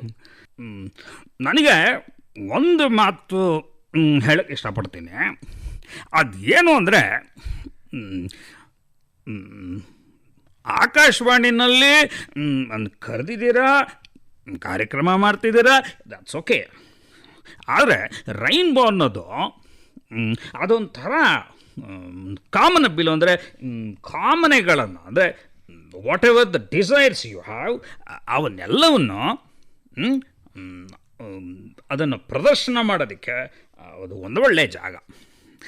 ಪಾಪರಿ, ಎಷ್ಟೋ ಜನಕ್ಕೆ TV ಇರಲ್ಲ, ಆದರೆ ರೇಡಿಯೋ ಇದೆಯಲ್ಲ, ಆ ರೇಡಿಯೋಯಿಂದ ಅವ್ರಿಗೆ ಒಂದು ಮನೋರಂಜನೆ ಸಿಗತ್ತೆ. ಅಷ್ಟೇ ನಾನು ಹೇಳೋದು. ಓಕೆ, ಮನರಂಜನೆಗಾಗಿ ರೇಡಿಯೋ ಜೊತೆಗೆ ಇವತ್ತು ಲಕ್ಷ್ಮಣ್ ಶಿವಶಂಕರ್ ಅವರು ಸಾಕಷ್ಟು ಮನರಂಜನೆಯ ಹೂರಣದ ಜೊತೆಲಿ ನಮ್ಮ ಜೊತೆಲಿ ಸಾಕ್ತಾ ಇದ್ದಾರೆ. ಯಾರು ಇವರು ಅಂತ, ಇವರ ಹೆಸರನ್ನು ಕೂಡ ಯಾರನ್ನ ಇಮಿಟೇಟ್ ಮಾಡಿದ್ರು ಲಕ್ಷ್ಮಣ್ ಸರ್ ಅಂತ ನಮ್ ಜನ ಖಂಡಿತ ಮೆಸೇಜ್ ಕಳಿಸ್ತಾರೆ, ಯಾರು ಇವರು ಅಂತ ಹೇಳ್ತಾರೆ. ನಾವು ಒಂಚೂರು ಕಾರ್ಯಕ್ರಮ ಮುಂದುವರಿಸ್ತಾ ಇರೋಣ. ಸರ್, ಬಾಲ್ಯ ಹೇಳಿದ್ರಿ, ಬಾಲ್ಯದ ನಂತರ ನಾನು ಕೇಳೋದಾದ್ರೆ ಒಂಚೂರು ಬೇಸಿಕಲಿ ನೀವೊಬ್ಬ ಎಂಜಿನಿಯರ್, ಹೌದು. ಆ ತಾಂತ್ರಿಕ ವಿಷಯದ ಜೊತೆಗೇನೆ ಇದೆಲ್ಲಾನು ನಿಮ್ಗೆ ಬ್ಲಡ್ ಅಲ್ಲೇ ಬಂತು, ಮನೋರಂಜನೆ ನೀಡೋದು ಅಂತಾನೆ ಹೇಳಿದ್ರು ಕೂಡ ಆ ಸಮಯ ಹೊಂದಿಸ್ಕೊಳ್ಳೋದಿದೆಯಲ್ಲ, ಅದಕ್ಕೆ ಜೊತೆಗೆ ಈ 2 ದೋಣಿಯ ಪಯಣ ಇದೆಯಲ್ಲ, ಒಂದ್ ಕಡೆ ರೀಲ್ಸ್ ಜೊತೆಲಿ ಸಾಕ್ತಾ ಇರ್ತೀರಾ, ಇನ್ನೊಂದ್ ಕಡೆ ನಿಮ್ಮ ಪ್ರೊಫೆಷನಲ್ ಲೈಫ್ ಸಾಕ್ತಾ ಇರುತ್ತೆ. ಹೇಗ್ ಸಾಧ್ಯ ಆಗತ್ತೆ ಸರ್ ಇದೆಲ್ಲಾನು? ಅದೇ ಒಂದು ರೀಲ್ಸ್, ಒಂದು ರಿಯಲ್. ನಾನು ಏನು ಹೇಳೋದು ಅಂದರೆ, ನಮಗೆ ಇಷ್ಟಪಡುವಂಥ ಯಾವುದೇ ಕೆಲಸ ಆದರೂ ಅದಕ್ಕೆ ಸಮಯ ಇರುತ್ತೆ. ಯಾಕೆಂದರೆ ಇದು very close to my heart. ಅಂದರೆ ಆರ್ಟ್ ಅನ್ನೋದು ಇದರಲ್ಲಿ ನಾವು ಹುಟ್ಟಿನಿಂದ ನಾವು ನೋಡ್ಕೊಂಡು ಬಂದಿದ್ದರಿಂದ ಇದರಲ್ಲಿ ನಮಗೆ ಭವಿಷ್ಯ ಇದೆ ಅನ್ನೋದು ಹೇಳೋಕ್ಕಾಗಲ್ಲ. ಇದೊಂಥರ ಒಂದು ರೇಸ್ ಇದ್ದ ಹಾಗೆ, ಯಾವ ಕುದುರೆ ಮುಂದೆ ಹೋಗುತ್ತೆ, ಏನಾಗುತ್ತೆ ಗೊತ್ತಿಲ್ಲ. ಆದರೆ ಒಂದು ಉದ್ಯೋಗ ಅನ್ನೋದು ಇರಲೇಬೇಕು. ಅದಕ್ಕೆ ನಾನು ಲಾಸ್ಟಲ್ಲಿ ಬಂದಾಗಲೂ ಅದನ್ನೇ ಹೇಳಿದ್ದೆ. ಸೊ ಏನಂದ್ರೆ ಬನ್ ಬಟರ್ ಜಾಮ್ ಜೊತೆಗೆ ಬ್ರೆಡ್ ಅಂಡ್ ಬಟರ್ಗೂ ನಾವು ತಯಾರಾಗಿರ್ಬೇಕು ಅಂತ ನೀವು ಹೇಳ್ತಿದ್ದೀರಾ. ತುಂಬಾ ಚೆನ್ನಾಗಿ ಹೇಳಿದ್ರಿ ನೀವು. ಅದು ಹೌದು, bread and butter it's most important thing ಅಲ್ವಾ. ಅದು ಮೂಲಭೂತವಾಗಿರ್ತಕ್ಕಂಥದ್ದು, ಅದನ್ನ ಕಳ್ಕೊಳಕ್ಕಾಗಲ್ಲ. ಸಿನಿಮಾ, ಆರ್ಟ್ ಎಲ್ಲ ಪ್ಯಾಷನ್ಗೆ, ಕೆಲಸ ಎಲ್ಲ ರೇಷನ್ಗೆ ಅಂತಾನೆ ಹೇಳಿದ್ದೆ. ಸೊ ಆ ರೀತಿ ನಾನು ಇಂಜಿನಿಯರ್ ಆಗಿ ನನ್ನ ಕೆಲಸ ಮಾಡಿದ್ದು ಅಷ್ಟೇ, ಏಜೆನ್ಸಿಗಳಲ್ಲಿ ಕೆಲಸ ಮಾಡಿದೆ, ಗ್ರಾಫಿಕ್ಸ್, ಆನಿಮೇಷನ್ಸ್ ಎಲ್ಲ ಕಲಿತೆ. ಆಮೇಲೆ ಮತ್ತೆ IT ಫೀಲ್ಡ್ಗೆ ಬಂದೆ. IT ಫೀಲ್ಡಲ್ಲಿ ಸುಮಾರು ಅನುಭವಗಳಾಯಿತು. ಬಹುರಾಷ್ಟ್ರೀಯ ಸಂಸ್ಥೆಗಳಲ್ಲೆಲ್ಲ ಕೆಲಸ ಮಾಡಿದೆ. ಇವಾಗಲೂ ಒಂದು ಸೀನಿಯರ್ ಮ್ಯಾನೇಜರ್ ಆಗಿ ಕೆಲಸ ಮಾಡ್ತಾ ಇದ್ದೀನಿ. ಆಮೇಲೆ ವಿದೇಶಗಳಿಗೆ ಹೋದೆ. ವಿದೇಶಗಳಿಗೆ ಹೋದ್ರೂ ಸುಮ್ಮನೆ ಇರಲಿಲ್ಲ ನಾನು. ನನ್ನ ಕಲೆನ ಹೇಗಾರು ಮಾಡಿ 1 ವರ್ಷ 2 ವರ್ಷ ಅಲ್ಲಿ ಇದ್ದಾಗ ಏನಾದ್ರು ಮಾಡಬೇಕಲ್ಲ. ಯಾವ ಕನ್ನಡ ಸಂಘಗಳಿದೆ US ಅಲ್ಲಿ, ಆಸ್ಟ್ರೇಲಿಯಾದಲ್ಲಿದೆ, ಹುಡುಕ್ಬಿಟ್ಟು ನಾನೇ ಒಂದು ಫೋನ್ ಮಾಡೋದು, ಸರ್ ನಾನು ಈ ಥರ ಬಂದಿದ್ದೀನಿ, ಈ ಥರ ನನಗೆ ಒಂದು ಅವಕಾಶ ಕೊಡಿ, ಏನು ಮಾಡ್ತಿದ್ದೀರಾ ನೀವೆಲ್ಲ ತಿಳ್ಕೊಳ್ಳೋದು. ಆಮೇಲೆ ಅವರೇ ಕೆಲವು ಕಾರ್ಯಕ್ರಮ ನಡೆಸ್ಕೊಡಿ ಅಂತ, ಇದು ರಾಜ್ಯೋತ್ಸವ, ಗಣೇಶೋತ್ಸವಕ್ಕೆಲ್ಲ ಕರೀತಾ ಇದ್ರು. ನಾನು ನಡೆಸ್ಕೊಟ್ಟಿದ್ದೀನಿ ಕಾರ್ಯಕ್ರಮ, ಅಲ್ಲಿ ನಾಟಕಗಳಾಡಿದ್ದೀನಿ ಅಲ್ಲಿರೋ ಪ್ರತಿಭೆಗಳ ಜೊತೆ. ಒಂದು ಒಳ್ಳೆ ಅನುಭವ. ಅಲ್ಲಿ ನಿಜವಾಗ್ಲೂ ಹೇಳ್ತೀನಿ, ಅಲ್ಲಿರೋ ಕನ್ನಡಿಗರಿಗೆ ತುಂಬ ಕನ್ನಡದ ಬಗ್ಗೆ ಅತಿ ಹೆಚ್ಚು ಪ್ರೀತಿ ಇದೆ, ತುಂಬ ಅಭಿಮಾನ ಇದೆ. ಅವರು ಕನ್ನಡ ಶಾಲೆಗಳನ್ನ ನಡೆಸ್ತಾ ಇದ್ದಾರೆ. ತುಂಬ ದೊಡ್ಡ ವ್ಯಕ್ತಿಗಳಿದ್ದಾರೆ. ಅವರೆಲ್ಲ ಪರಿಚಯ ಆಯಿತು. ಅಲ್ಲಿ ಸಿಡ್ನಿನಲ್ಲಿ ಕೂಡ ಒಂದು ರೇಡಿಯೋ FM ಇದೆ, ಅಲ್ಲಿ ಕನ್ನಡದು. ಅಲ್ಲಿ ನನ್ನ ಕರೆದು ಇಂಟರ್ವ್ಯೂ ಮಾಡಿದ್ರು. ಸೊ ಅದೊಂದು ಅನುಭವ ಚೆನ್ನಾಗಿತ್ತು. ಒಟ್ಟಿನಲ್ಲಿ ನನಗೆ ಏನು ಅವಕಾಶ ಸಿಗತ್ತೆ ಅವಕಾಶನ ಉಪಯೋಗಿಸ್ಕೊಳ್ಳೋಕೆ ಪ್ರಯತ್ನ ಮಾಡ್ತೀನಿ. ನಿಮ್ ಬ್ರೆಡ್ ಅಂಡ್ ಬಟರ್ಗೆ ಎಲ್ಲೆಲ್ಲಿ ಹೋಗ್ತಿರೋ ಅಲ್ಲೆಲ್ಲ ಬನ್ ಬಟರ್ ಜಾಮು ಒಂಚೂರು ಮಾಡ್ತಾನೆ ಇರ್ತೀರಾ ಅಂತ ಆಯ್ತು. ಆ ಥರನೇ ಹೇಳಿ, ಒಂಥರ ನಿಜ ಅದು. ಡಾಕ್ಟರ್ಗಳ ಹತ್ರ ಹೋದಾಗ ಇವಾಗಿನ ಕಾಲದಲ್ಲಂತೂ ಕೆಲಸ ಕಡಿಮೆ ಮಾಡ್ಕೊಳ್ರಿ, ಪ್ರೆಷರ್ ಕಡಿಮೆ ಮಾಡ್ಕೊಳ್ರಿ, ಸ್ಟ್ರೆಸ್ ಕಡಿಮೆ ಮಾಡ್ಕೊಳ್ರಿ ಅಂತ ಹೇಳ್ತಾನೆ ಇರ್ತಾರೆ. ಹೊಸ ವರ್ಷದ ಹೊಸ ದಿನದಲ್ಲಿ ನಿಮ್ಮ ಜೊತೆಲಿ ನಾವು ಮಾತಾಡ್ತಾ ಇದ್ದೀವಿ. ಸೊ ಈ ದಿನದಲ್ಲಿ ಆರೋಗ್ಯ ಅನ್ನೋದು ತುಂಬ ಮುಖ್ಯ ಆಗುತ್ತೆ. ಇಷ್ಟೆಲ್ಲ ಕೆಲಸಗಳನ್ನು ಮಾಡುವಾಗ ಹೇಗೆ ಮ್ಯಾನೇಜ್ ಮಾಡೋಕ್ಕೆ ಸಾಧ್ಯ ಆಗುತ್ತೆ? ನನಗೆ ನಾ ರ್ಯಾಟ್ ರೇಸಲ್ಲಿ ಇಲ್ಲ. ಅಂದರೆ ನಾನು ಕೆಲಸ ಮಾಡ್ತೀನಿ, ಪ್ರೆಷರ್ ಎಷ್ಟು ತೊಗೋಬೇಕು ಅಷ್ಟು ತೊಗೊಳ್ತೀನಿ, ಎಲ್ಲ ಮಾಡ್ತೀನಿ. ಯಾವಾಗ ನಮಗೆ ಪ್ರೆಷರ್ ಬರುತ್ತೆ ಅಂದರೆ, ಒಂದು ಏಮ್ ಇಟ್ಕೋತೀವಿ, ನಾನು ನಾಳೆ ನಾಡಿದ್ರಲ್ಲಿ ನಾನೊಂದು CEO ಆಗಬೇಕು, ಆಚೆ ನಾಡಿದ್ರಲ್ಲಿ ನಾನು ಇನ್ನೇನೋ ಆಗಬೇಕು ಅಂತ ಇರುತ್ತೆ, ಎಲ್ಲರಿಗೂ ಇರುತ್ತೆ, ಅದು ತಪ್ಪಿಲ್ಲ ಅದು. ಬಟ್ ಅದನ್ನೇ ಚೇಸ್ ಮಾಡೋಕ್ಕೆ ಹೋದಾಗ ಬಹುಶಃ ಪ್ರೆಷರಲ್ಲಿ ಬೀಳ್ತೀವಿ, ತುಂಬ ಪ್ರೆಷರಲ್ಲಿ ಬೀಳ್ತೀವಿ. ನನಗೆ ಆ ಥರ ನಾನು ಒಂಥರ ಈಸಿ ಗೋಯಿಂಗ್ ಅಂತ ಹೇಳ್ಬೋದು. ನಾನು ತುಂಬ ಜನ ಮ್ಯಾನೇಜ್ ಮಾಡ್ತೀನಿ ಆಫೀಸಲ್ಲಿ ಕೂಡ. ನಾನು ಅದು ಅಷ್ಟೇ, ಎಲ್ಲರಿಗೂ ನಾನು ಪ್ರೆಷರ್ ಹಾಕೋದಾಗಲಿ ಅವೆಲ್ಲ. ಅಂದರೆ ಪ್ಲ್ಯಾನಿಂಗ್ ಬಹಳ ಇಂಪಾರ್ಟೆಂಟ್. ನಾವು ಆ ಬಫರ್ನೂ ನಾವು ಕ್ಯಾಲ್ಕುಲೇಟ್ ಮಾಡ್ಕೋಬೇಕು. ಬಟ್ ಪ್ರೆಷರ್ ಇರಬೇಕು ಮೇಡಮ್. ಪ್ರೆಷರ್ ಇಲ್ಲದೆ ಹೋದರೆ ನಮಗೆ ಕೆಲಸ ಮಾಡೋಕ್ಕಾಗಲ್ಲ. ಸರ್, ಈಗ ಮಾತಾಡ್ತಾ ಹೇಳ್ತಾ ಇದ್ರಿ ಸಿಡ್ನಿಯಲ್ಲಿದೆ, ಆಸ್ಟ್ರೇಲಿಯಾದಲ್ಲಿದ್ದೆ ನಾನು. ಹೀಗೆ ಇಂಡಿಯಾ ಬಿಟ್ಟು ಬೇರೆ ಬೇರೆ ಕಡೆ ಇರುವಾಗ ಕನ್ನಡ ಸಂಘಗಳನ್ನು ಹುಡುಕ್ತಾ ಇದ್ರಿ ಅಂತೆಲ್ಲ ಹೇಳ್ತಾ ಇದ್ರಿ. ಅದರ ಜೊತೆಗೇನೆ ಒಂದು ಮ್ಯೂಸಿಕಲ್ ಆಲ್ಬಮ್ನ ತರ್ತೀರಿ ದೇಶಭಕ್ತಿ ಗೀತೆಗಳ ಬಗ್ಗೆ. ಅದ್ರ ಬಗ್ಗೆ ಒಂಚೂರು ಹೇಳಿ. ಅದನ್ನ ನೀವೇ ಬರಿತೀರಿ? ನಾನೇ ಬರೆದು ಇದಕ್ಕೆ ಹೇಳ್ತೀನಿ ನೋಡಿ. ನನಗೊಂದು ಬೋನಸ್ ಅಮೌಂಟ್ ಬಂತು, ಒಂದು 30,000 ಏನೋ ಬಂತು ಬೋನಸ್ ಅಮೌಂಟು ನನಗೆ ಆಫೀಸಲ್ಲಿ. ಆ ದುಡ್ಡು ಬಂತು. ಆ ದುಡ್ಡನ್ನು ಯಾವುದಕ್ಕಾದ್ರೂ ಒಳ್ಳೇದಕ್ಕೆ ಬಳಸೋಣ ಅಂತಾನೆ. ಅವಾಗ ಈ ಪುಲ್ವಾಮಾ ಅಟ್ಯಾಕ್ ಆಗಿತ್ತು. ಪುಲ್ವಾಮಾ ಅಟ್ಯಾಕ್ ಆಗಿ ಸೋಲ್ಜರ್ಸ್ ಎಲ್ಲ ಸತ್ತೋಗ್ಬಿಡ್ತಾರೆ. ನನಗೆ ಅದು ತುಂಬ ಬೇಜಾರಾಯಿತು, ಈ ಥರ ಇಷ್ಟು ಇದಾಗೋಯ್ತಲ್ಲ ಅಂತ. ಅದ್ರ ಮೇಲೆ ನನಗೆ ಒಂದು ಹಾಡನ್ನು ನಾನು ಬರೆದೆ. ನಾನು ಮರೆಯಲಾರಿ ನಿನ್ನ ಕೀರ್ತಿ, ಧೀರ ನೀನು ಅಮರನು, ಸಾಹಸದ ರಾಷ್ಟ್ರ ಕಾಯುವ ಯೋಧನು ಅಂತ ಬರೆದೆ, ಸಶಕ್ತ ಹಿಡಿದು ಮೆರೆಸುವ ಅಂತ. ಈ ಹಾಡನ್ನು ಬರೆದು ನಾನು ನನ್ನ ಮಗಳ ಕೈಲೇ ಹಾಡಿಸ್ದೆ. ಮಗಳ ಕೈಲೇ ಹಾಡಿಸಿ ಅದನ್ನು ನಮ್ಮ ಫ್ರೆಂಡ್ ಅವರು ಕಂಪೋಸ್ ಮಾಡಿದ್ರು, ಕಿಶನ್ ಅಂತ, ಅವರು ಸಿಂಗಪೂರಲ್ಲಿ ಇರೋರು, ಅವ್ರು ಬಂದು ಕಂಪೋಸ್ ಮಾಡಿದ್ರು ಈ ಹಾಡನ್ನು. ಮಾಡಿ ನಾವು ಒಂದು ಮ್ಯೂಸಿಕ್ ಆಲ್ಬಮ್ ಮಾಡಿ ಇದನ್ನು ಡೆಡಿಕೇಟ್ ಮಾಡಿರೋದು ಆರ್ಮ್ ಫೋರ್ಸಸ್ಗೆ ಅಂತ ಮಾಡಿದೆ. ಆ ದುಷ್ಟರ ಶಿಕ್ಷಿಸೋ ಸಿಡಿಲಿವನು, ಧರ್ಮ ರಕ್ಷಣೆಗೆ ಪ್ರಾಣವ ನೀಡುವನು. ಆ ದುಷ್ಟರ ಶಿಕ್ಷಿಸೋ ಸಿಡಿಲಿವನು, ಧರ್ಮ ರಕ್ಷಣೆಗೆ ಪ್ರಾಣವ ನೀಡುವನು. ಚಿರತೆಯ ತೋಳವನು, ಸಿಂಹದ ಕಣ್ಣವನು, ಹುಲಿಯನ್ನು ಮಣಿಸುವನು. ಮನುಕುಲದ ಸತ್ಪುರುಷ ವೀರಪ್ಪ ನಾಯಕನು, ಈ ವೀರಪ್ಪ ನಾಯಕನು. ಆ ದುಷ್ಟರ ಶಿಕ್ಷಿಸು ಸಿಡಿಲಿವನು, ಧರ್ಮ ರಕ್ಷಣೆಗೆ. ಆಮೇಲೆ ಅದಾದಮೇಲೆ ಇನ್ನೊಂದು ಮ್ಯೂಸಿಕ್ ಆಲ್ಬಮ್ ಸುಮ್ಮನೆ ನಾನು ಈ ಕೇದಾರ್ನಾಥನ್ ಬಗ್ಗೆ, ಅದು ಹಿಂದಿನಲ್ಲಿ ಮಾಡಿದ್ರು, ಅದನ್ನು ಕನ್ನಡದಲ್ಲಿ ಮಾಡೋಣ ಅಂತ ಮಾಡಿ ಅದನ್ನು ಕನ್ನಡದಲ್ಲಿ ಮಾಡಿ ಅದನ್ನು ಕೂಡ ನನ್ನ ಮಗಳ ಕೈಲೇ ಹಾಡಿಸ್ದೆ. ಯಾಕಂದ್ರೆ ನಮ್ಮ ಮನೆಯೆಲ್ಲ ನಿಲಯದ ಕಲಾವಿದರು, ನಾವೆಲ್ಲಿ ಹುಡ್ಕೊಂಡು ಹೋಗೋಣ. So in house production, complete in house production. ಅದಕ್ಕೆ ನಾವು ನಿಲಯದ ಕಲಾವಿದರಲ್ಲೇ ನಂಬಿಕೆ ಜಾಸ್ತಿ. ಇನ್ನೊಂಚೂರು ಮುಂದೆ ಹೋಗಿ ಮಾತಾಡೋದಾದ್ರೆ, ನಿಮ್ಮ ಸಿನಿ ಜರ್ನಿ ಬಗ್ಗೆ ಮಾತಾಡೋದಾದ್ರೆ, ತುಂಬಾ ಮೇಜರ್ ಆಗಿ ಕಾಣ್ಸೋದು ಅಂದ್ರೆ ಕೆಂಪಿರುವೆ ಸಿನಿಮಾ. ಏನ್ರಿ ನಾಡು ಅಂತ ನಾನೇನಾದ್ರೂ ಮಾತಾಡ್ಸೋದಾದ್ರೆ ಹೇಗೆ ಮಾತಾಡ್ತೀರಾ? ಆ ಸಿನಿಮಾ ಬಗ್ಗೆ ಏನು ಹೇಳ್ತೀರಾ? ಇದು ನಮ್ಮ ಮನೇಲಿ ನಮ್ಮ ತಂದೆ ಸಿನಿಮಾ ಲೈನಲ್ಲಿ ಇದ್ದಾದ್ಮೇಲೆ ಇನ್ಯಾರು ಸಿನಿಮಾ ಲೈನಿಗೆ ಬರಲ್ಲ ಅಂತಾನೆ ಎಲ್ಲ ಅನ್ಕೊಂಡಿದ್ರು. ಆದರೆ ಅದು ಪ್ರಯತ್ನ ನಮ್ಮ ಅಣ್ಣ ಶುರು ಮಾಡ್ದ. ನಮ್ಮಣ್ಣ A day in the city ಅಂತ ಒಂದು ಸಿನಿಮಾ ಮಾಡಿ IAS ಆಫೀಸರ್ಗಳ ಬಗ್ಗೆ ಅವ್ರು ಮಾಡ್ತಕ್ಕಂಥ ಕೆಲಸಗಳು ಏನು, ಈ ದೇಶದಲ್ಲಿ ಎಷ್ಟೋ ಕೆಲಸಗಳು ನಮಗೆ ಗೊತ್ತಿಲ್ಲದೇನೆ IAS ಆಫೀಸರ್ಗಳು ಮಾಡಿದ್ದಾರೆ. ಒಳ್ಳೊಳ್ಳೆ ಕೆಲಸಗಳು ಮಾಡಿದ್ದಾರೆ. ಅದನ್ನು ಹೇಗಾದರೂ ಮಾಡಿ ಜನಕ್ಕೆ ಮುಟ್ಟಿಸ್ಬೇಕು ಅಂತ ಒಂದು ದಿನದ ಒಂದು ನಗರದಲ್ಲಿ ನೀರೇ ಇಲ್ಲದೆ ಇದ್ದ ಏನೇನು ಪರಿಣಾಮಗಳಾಗತ್ತೆ, a day in the city ಅನ್ನೋದೊಂದು ಇದನ್ನು ಮಾಡಿ ಅದರಲ್ಲಿ ನಾನು ಮುಖ್ಯ ಪಾತ್ರದಲ್ಲಿ ಮಾಡಿದೆ. ಅಲ್ಲಿಂದ ಶುರುವಾಯಿತು. ಅದಾದ ನಂತರ ಈ ಕೆಂಪಿರುವೆ ಬಂತು. ಕೆಂಪಿರುವೆ ಸಂಪೂರ್ಣ ಕಥೆ, ಸಂಭಾಷಣೆ, ಚಿತ್ರಕಥೆ ಎಲ್ಲ ನಾನೇ ಬರೆದೆ. ನಮ್ಮ ಅಣ್ಣ ಒಂದು ಲೈನ್ ಹೇಳ್ದೆ, ಈ ಥರ ಒಂದು ಶುರು ಮಾಡೋಣ, ಒಂದು ಮಿಡ್ಲ್ ಕ್ಲಾಸ್ನ ಟಾರ್ಗೆಟ್ ಮಾಡೋಣ, ಮಿಡ್ಲ್ ಕ್ಲಾಸ್ ಅವ್ರು ಏನೇನು ಅಂತ. ಅಲ್ಲಿ ಬರೀತಿದ್ದಾಗೆ ನನಗೆ ಪಾತ್ರಗಳೆಲ್ಲ ಜ್ಞಾಪಕಕ್ಕೆ ಬಂದು, ನನ್ನ ಜೀವನದಲ್ಲಿ ನೋಡಿರೋ ಪಾತ್ರಗಳೇ ಅವೆಲ್ಲ. ಈಗ ನಾಯ್ಡು ಪಾತ್ರ ಏನು ಮಾಡಿದೆ, ನಾವು ಹನುಮನ್ ನಗರದಲ್ಲಿದ್ದಾಗ ನನ್ನ ಫ್ರೆಂಡ್ಸ್ ತುಂಬ ಜನ ನಾಯ್ಡುಸಿದ್ರು. ಅವರು ರಿಯಲ್ ಎಸ್ಟೇಟ್ ಎಲ್ಲ ಇದ್ದರು. ಪ್ಲಸ್ ಅವರಲ್ಲಿ ಕೆಲವರೆಲ್ಲ ಒಂದೊಂದು ಬೇರೆ ಥರ ಕ್ಯಾರೆಕ್ಟರ್ಗಳಿತ್ತು. ಅವನ್ನೆಲ್ಲ ಅಬ್ಸರ್ವ್ ಮಾಡ್ಕೊಂಡಿದ್ದೆ ನಾನು. ಅದನ್ನು ಹೆಂಗಾರು ಬಳಸ್ಕೋಬೇಕು ಅಂತ ಇತ್ತು. ಈ ಚಿತ್ರದ ಮೂಲಕ ನಾನು ಬಳಸ್ಕೊಂಡೆ. ಒಳ್ಳೆ ಹೆಸರು ಬಂತು. ತೆಲುಗು ಮತ್ತು ಕನ್ನಡ ಎರಡೂ ಸೇರಿ ಮಾತಾಡ್ತಾರಲ್ಲ, ಏಮನ್ನ ಬಾಗು ನಾವು ಏಮ್ చేస్తావు ನಾನು ಅಂತ ಅವ್ರು ಮಾತಾಡೋರು. ನಾನು ಏನೋ ಹೇಳೋದು ಅಂದರೆ, ಇವತ್ತಿನ ದಿವಸ ನೀವು ಕರೆದಿದ್ದೀರಾ, ಹಾಡು ಹೇಳೋಕ್ಕಾಗಲ್ಲ ನನಗೆ, ಬರೀ ಮಾತಾಡೋಣ ಅಂದರೆ ನೀವು ಮೈಕ್ ಇಟ್ಬೋದಿದ್ದೀರಾ, ಈ ಮೈಕಲ್ಲಿ ನಾನು ಏನು ಹೇಳ್ಬೇಕು ನನಗೆ ಗೊತ್ತಾಯ್ತಾ ಇಲ್ಲ. ಅವ್ರು ಈ ಥರ ಇದೇ ಒಂದು ಲಿಸ್ಪನ್ನ ತಗೊಂಡು ನಾನು ಅದನ್ನು ಒಂದು ಕ್ಯಾರೆಕ್ಟರ್ ಬಿಲ್ಡ್ ಮಾಡಿ ನಮ್ಮಣ್ಣ ಅದನ್ನು ಸಿನಿಮಾ ಮಾಡಿದ್ದು. ಸೊ ಹಾಗೆ ನಾನು ಅದೇ ನಿಲಯದ ಕಲಾವಿದರು ಅಂತ ಏನು ಹೇಳಿದೆ ಅಂದರೆ, ನಾನು ನಮ್ಮಣ್ಣ ಚಿತ್ರದಲ್ಲೇ ಜಾಸ್ತಿ ಮಾಡಿದೆ. ಆಮೇಲೆ ಅವನು ವೆಂಕಟ್ ಭರದ್ವಾಜ್ ಅಂತ ಈಗಾಗಲೇ ಪರಿಪೂರ್ಣವಾಗಿ ಸಿನಿಮಾ ಡೈರೆಕ್ಷನಲ್ಲಿ ಇಳಿದಿದ್ದಾರೆ. ಅದ್ರ ಜೊತೆಗೆ ಇದಲ್ಲದೆ ಬೇರೆ ಪ್ರೊಡಕ್ಷನಲ್ಲಿ ನಾನು ಕೆಲಸ ಮಾಡಿದ್ದೆ. ಮದನ್ ಪಟೇಲ್ ಅವ್ರದ್ದು ಒಂದು ಸಿನಿಮಾ ಮಾಡಿದ್ದೆ ಮುಂಚೆ. ಆಮೇಲೆ ಅವ್ರದ್ದೇ ಸಿನಿಮಾದಲ್ಲಿ ಫಸ್ಟ್ ಹಾಡು ಬರೆದಿದ್ದು ನಾನು. ಆಮೇಲೆ ಅದಾದ ನಂತರ ಟಕ್ಕರ್ ಅಂತ ಒಂದು ಸಿನಿಮಾ ಮಾಡಿದೆ. ಆಮೇಲೆ ಪಯಣಿಗರು ಅಂತ ಇನ್ನೊಂದು. ಪಯಣಿಗರು ಒಳ್ಳೆ ಚಿತ್ರ, ಅದು ಒಂದು ಜರ್ನಿ ಸ್ಟೋರಿ. ಅದಂತೂ ಭಾಳ ಚಾಲೆಂಜಿಂಗ್ ಆಗಿತ್ತು. ಗೋಪಿ ಅವ್ರ ನಿರ್ದೇಶನದಲ್ಲಿ ತುಂಬ ಚೆನ್ನಾಗಿತ್ತು. ಅದನ್ನು ಮಾಡಿದೆ. ಆಮೇಲೆ ಹೇ ಪ್ರಭು, ಹೈನಾ ಅಂತ ಇನ್ನೊಂದು ಸಿನಿಮಾ ಮಾಡಿದೆ. ಆ ಹೈನಾ ಸಿನಿಮಾ ಇತ್ತೀಚೆಗೆ ರಿಲೀಸ್ ಆಯಿತು. ಅದು ಕೂಡ ಕ್ವಾಂಟಸ್ಸು ಮತ್ತು ಡಿಫ್ರೆಂಟ್ ಏರ್ಲೈನಲ್ಲಿ ಇವಾಗ ನಿಮಗೆ ಸಿಗುತ್ತೆ, ಟ್ರಾವೆಲ್ ಮಾಡೋರು ನೋಡ್ಬೋದು. ಅದನ್ನೊಂದು ಅದೇ ಚಿತ್ರಕಥೆ, ಸಂಭಾಷಣೆ, ಅದೆಲ್ಲ ಮಾಡಿದ್ದೀನಿ. ಕತೆ ಕೂಡ ಅದರಲ್ಲಿ ಈ ದೇಶದ್ರೋಹಿಗಳು ಹೇಗಿರ್ತಾರೆ ಅನ್ನೋದ್ರ ಬಗ್ಗೆ ಅದು ಕತೆ. ಆ ಕಥೆನ ಸ್ಟಡಿ ಮಾಡಿ, ರಿಸರ್ಚ್ ಮಾಡಿ ಬರೆದಿರೋದು. ಸೊ ನಿಮ್ಮನ್ನ ನೀವು ಸದಾ ಕಾಲ ಹೊಸ ಹೊಸ ಪ್ರಯೋಗಗಳಿಗೆ ಒಳ ಮಾಡ್ಕೊಳ್ತಾನೆ ಇರ್ತೀರಾ ಅಂತ ಆಯ್ತು. ಹೌದು ಮೇಡಮ್. ಈ ಹೊಸ ಪ್ರಯೋಗ ಅಂದಾಗ ನನಗೆ ಇನ್ನೊಂದು ನೆನಪಾಗಿದ್ದು, ಸಿನಿಮಾ ಜರ್ನಿ ಬಗ್ಗೆ ಮಾತಾಡ್ತಾ ಇದ್ವಿ. ಕೆಂಪಿರುವೆ ಸಿನಿಮಾದಲ್ಲಿ ಒಂದು ಹಾಡು ಕೂಡ ಬರೀತೀರಾ? ಹೌದು.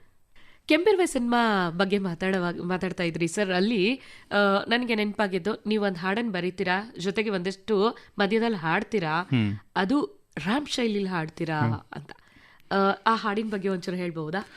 ಹಾಡಿನ ಬಗ್ಗೆ ಏನು ಹೇಳಬೇಕು ಅಂದರೆ, ಒಂದು ಸನ್ನಿವೇಶ ಬರುತ್ತೆ. ಅದರಲ್ಲಿ ಒಬ್ಬ ಮಧ್ಯಮ ಏನು ಮಧ್ಯಮ ಕುಟುಂಬ ಏನಿರುತ್ತೆ ಅದರಲ್ಲಿ ಒಬ್ಬ ವ್ಯಕ್ತಿ ರಿಟೈರ್ಡ್ ಆಗಿರೋನಿಗೆ ಎಲ್ಲೂ ಬೆಲೆ ಸಿಗದೇ ಇದ್ದಾಗ, ಮನೆಯಲ್ಲೂ ಕೂಡ ಬೆಲೆ ಸಿಗದೇ ಇದ್ದಾಗ ಅಚಾನಕ್ಕಿಗೆ ಒಂದು ಅವಕಾಶ ಸಿಗುತ್ತೆ. 4 ಕಾಸು ನೋಡೋಕ್ಕೆ ಶುರು ಮಾಡ್ತಾನೆ. ಮಗ ಸೊಸೆಯಿಂದ ಸ್ವಲ್ಪ ಅವನಿಗೆ ಇದು ಸಿಗುತ್ತೆ, ಸ್ವಾತಂತ್ರ್ಯ ಸಿಗುತ್ತೆ, ಆರ್ಥಿಕ ಸ್ವಾತಂತ್ರ್ಯ. ಆ ಸಂದರ್ಭದಲ್ಲಿ ಬರೆದಿರೋ ಹಾಡು ಸ್ವಾತಂತ್ರ್ಯ ಇದು ಆರ್ಥಿಕ ಸ್ವಾತಂತ್ರ್ಯ.